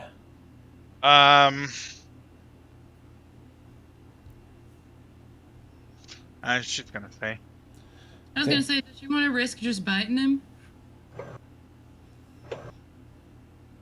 I mean, Luna already did her damage and her attack. Oh, Yeah. I see. It's Hajite's turn next. Cool. I have a question. Will Misty Step get me out of that? Ooh, interesting. I want to say yes. Let me double check if there's any reason Technically, not to. I turn into vapor, I feel like vapor shouldn't be grappleable, even if it is. right? Yeah. I think you could use Misty Step and teleport out of a grapple. I think that's fair. Sick. I want to teleport behind Luna. It's a 30-foot teleport. When you do that, Yes. let me check this. Misty Step. That's conjuration. Okay. What do you do once you're back there? That's just a bonus action.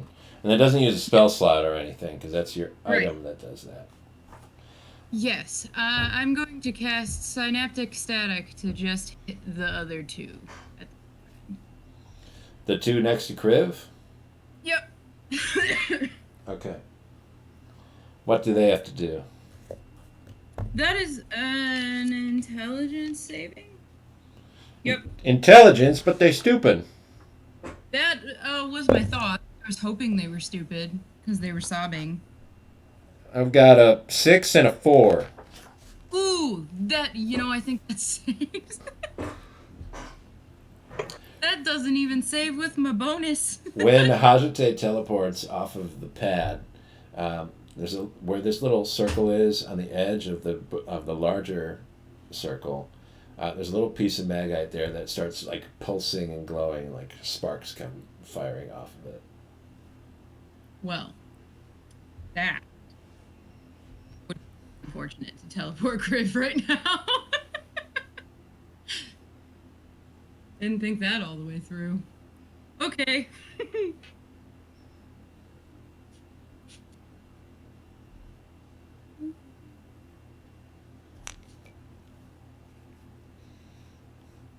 We're gonna mess with their brains real quick. We could use that bird right now. I know, right? What the heck? I was like, why can't she come with it? She don't want it. She doesn't do. She goes where she wants to go, like Wolverine. Okay.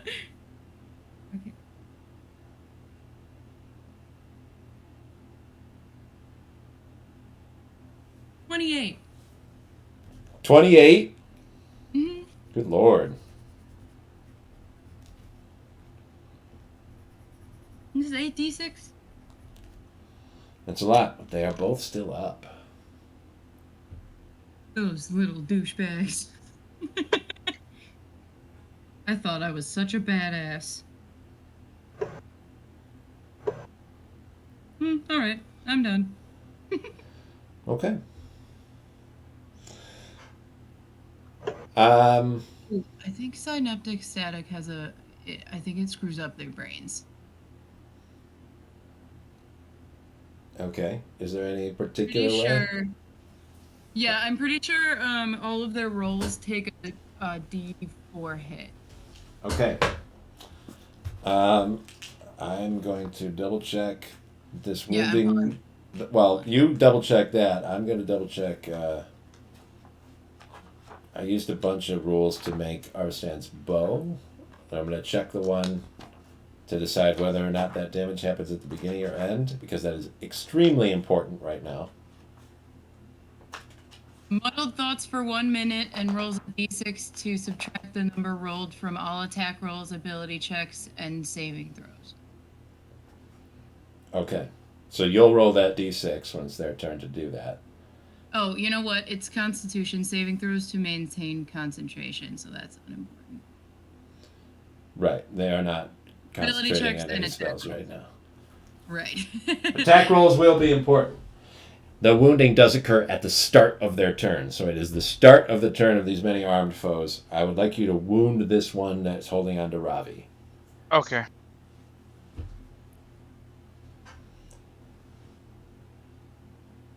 Three. He dies. Oh, thank God. He had 1 hit point. You were okay. He had 1 hit point. But yeah, if it wasn't going to be at the start, Ravi was going to get messed up pretty bad. He falls down. Ravi falls down with him. The embrace kind of loosens, but he's like in there. If you think like when a bug dies and their legs like curl up in front of them, Ravi's like inside of that little embrace. So cool for that to happen. And he's currently unconscious. The other one doesn't want to. Too sad to hug Kriv. Kriv's dead. That's really sad to do. And that's ultra depressing for this one, so it's not going to stay there. We are going to hug. Yeah, let's hug Kriv's spirit. Like literally, not the. Not like Kriv's ghost. I'm sure the answer is no, but I have to ask. I assume the cauterizing flames thing only works if, like, I'm awake. What is that? Oh, her gear. Doesn't No, it? that's not what I'm talking about. No, yeah, but don't you have something that? No. My armor does not protect me. No, but don't you have? I'm checking this right now. According to what this says, if they die within 30 feet of you or your spirit, the little, I guess for us it'll be like a little spark. Am I watching too much D&D or am I tripping? But doesn't Kriv have something that brings them down to 1 if it kills them? No, And that's it a doesn't- spell I had cast previously called Death's Ward, which protects you if you go down to 0 HP. Oh, okay. I think barbarians also get something similar to that, or half orcs or something like that. Okay. Yeah, this doesn't say that you should get that spark because it just whenever someone within 30 feet of you dies, But does it? you have it doesn't do anything because you have to do something to it. Yeah. So while you're dead, nothing's going to happen, but you are going. Everybody else is going to see this little spark appear above that dead thing holding Ravi, which will not be able to do anything. But it's there. No.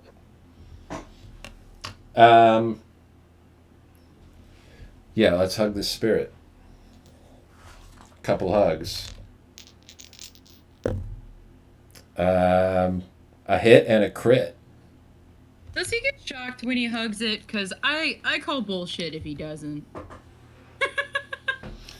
Lightning. Doesn't. Oh, lame. It's a spirit made of lightning, not actually lightning. Oh. So that's a little bit different. Okay, so let's do the hit first. Spirit's got 55 hit points, so it could tank a lot of damage for everybody. So that's 11 and 18 for a total of 29. So that's 26 hit points remaining. This one did not grapple. It's just attempting to hug the spirit, which probably would be very tough to grapple, but technically possible.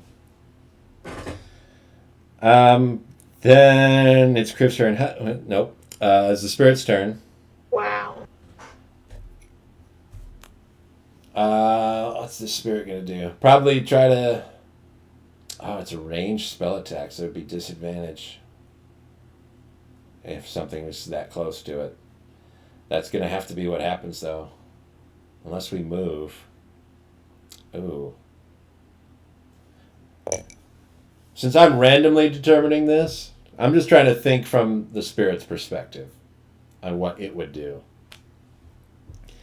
And what it's going to do is teleport. Because it can do that. It sure can. And it could teleport somebody with it. So it's going to teleport Kriv. Did the guy drop me then? It's going to teleport you off of it. Oh. Okay, these two. But it's still trying to fight. So it can go like 15 feet. So it's like 3 to here. And then when it lands, it shocks this guy. So, Scout, would you please roll a d6 for me?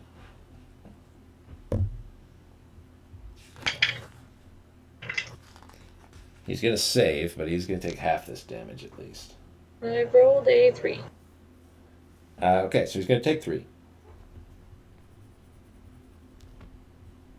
I definitely thought you could not teleport people who were grappled. I don't know if you could be grappled when you're dead. I guess that's fair. That technically also means that you're not willing, but I think you can teleport a corpse. Yeah. That seems fair to me. This causes the piece of bagite on that lower right circle to also start pulsing and glowing and sparking, and both of them pulse at a faster rate.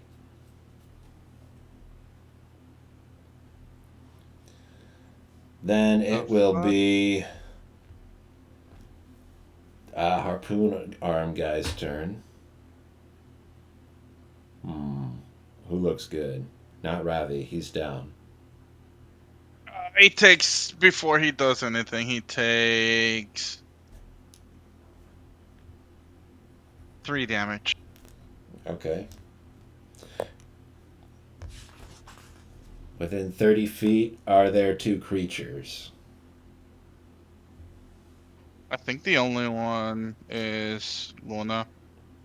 There's one within 30 feet. There, he's got himself, his buddy, the other hug guy, and Luna, and Hajate. And Ravi's technically also there. Yeah. We're going to try to spear Luna. Get over here. Scorpion time. Thanks, Dave. And he So misses. you're done. Oh, I think it is going to be a miss. There's a 14 hit. Nope. Luna's armor class is 16. That is going to be a miss. Oh. Then he's going to move.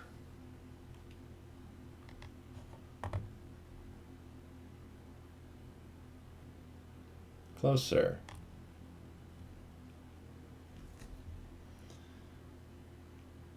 Then it's Ravi's turn to make a death saving throw. This is a fresh one. Fresh. That success from before doesn't count anymore. That's a fail. That's a 7. Okay, we've got 1 failure. Then it is Arvistan's turn.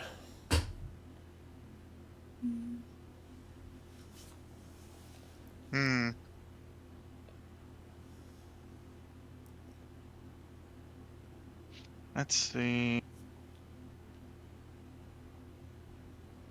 Okay, sharpshooter, a hook guy. Hey, Dave. Yeah. Hey, he can Action. intelligence saving if he wants to at the end of his turn. Would be less. It's not going to work. We're not going to make it. They're not. Their motivations aren't trying to remove spell effects from themselves. They're really focused on just hugging, getting physical affection. Sharpshooter, which one? No one. Well. What are we doing then? I am running towards Robbie and chucking him one healing potion. All right. Don't just throw it at me, please. Yeah, Either into my mouth or onto my wounds. That'll be 1d4 plus 4, right? Those. 2d4 plus 2. 2d4 plus 2, okay.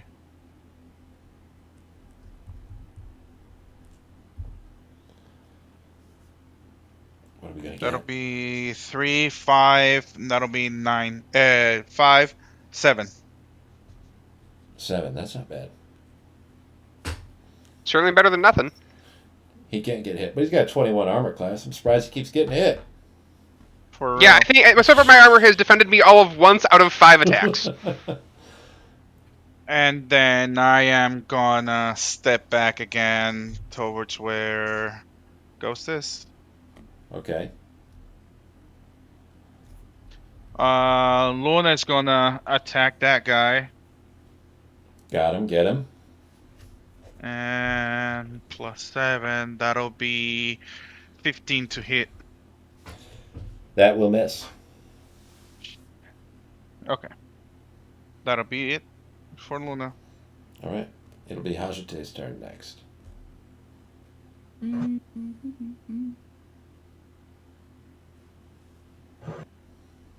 Well.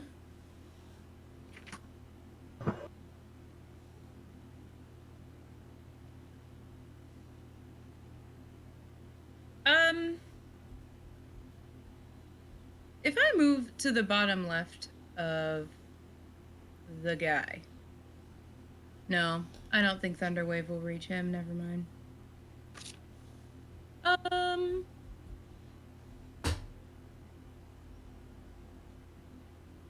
You? I want to cast Shatter Okay. right by that wall. So we want a 20-foot radius of shatter, right? Mm-hmm. We're trying to get these two, not the Right. spirit. I want to try not to get the spirit. I would If say I that's can. probably possible. You wouldn't be able to center it exactly here, because that would get him, but maybe a little bit to the left. And avoid Luna. Let's get them both. Is it con save? Yes. Okay, they're not bad at that.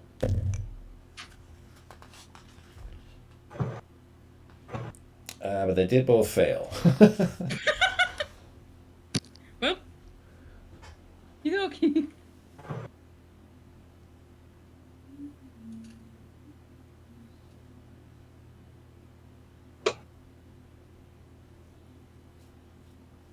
Eight. 8 total? Yeah, right. It's not the best, but it does kill one of them. Woohoo! The harpoon guy dies. Oh, sick. Perfect. That's the one.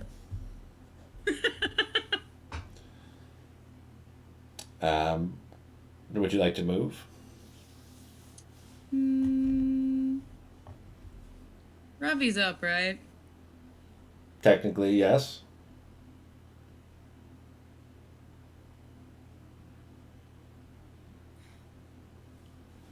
Yeah, I guess. Where do you want to go?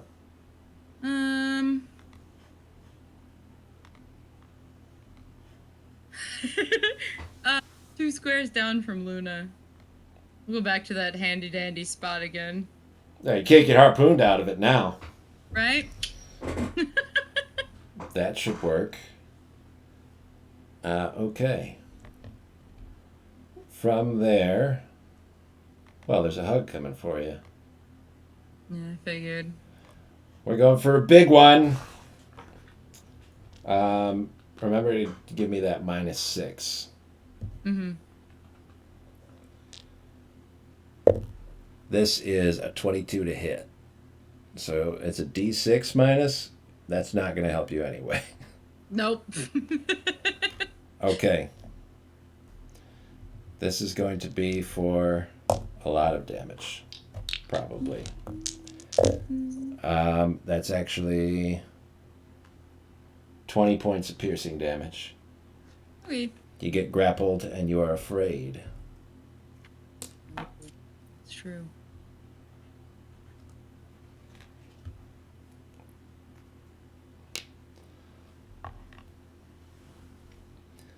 Okay. Then it's Spirit's turn. Ooh. Let's throw something at this guy, right? That's exactly what we do. Give me a d20 roll, Scout. 11. All right, that's an 18, which is a hit. Give me a d6. 1. All right, it takes 5 points of lightning damage and then tenses up on Hajite. Fun. You're welcome. Hajite takes an additional 17 points of damage and goes down. Yeah, I'm out.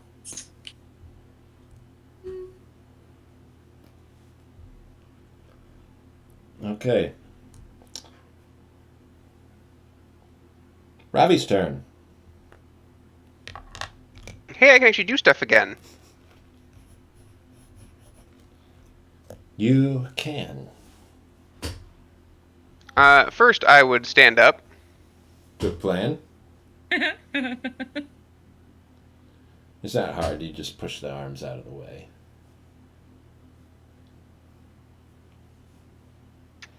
And then at this point, I probably don't even know that Kriv has died. I just know that lots of people are unconscious. So I'm going to try to smite a motherfucker. And I'm going to cast Holy Weapon, which is a bonus action. And then I'm going to run up and try to whack it. Okay. Let's make a whack attack. Unnatural 20. That will definitely be a hit. Let's see how much damage you do. He has to make a con saving throw. Gotcha. We got an 11, which is a failure.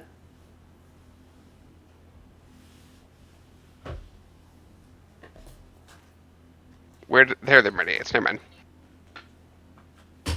Okay, so he starts off by taking 4 damage and then 8 radiant damage. Okay, that's going to be 12 total. Then he will take an additional 11 radiant damage. Okay. And then I'm going to make him make a... okay. Then he's going to take an additional 4d8 radiant damage. He's been dead since like the first hit, Robbie. I don't care. He really hasn't. Oh, really?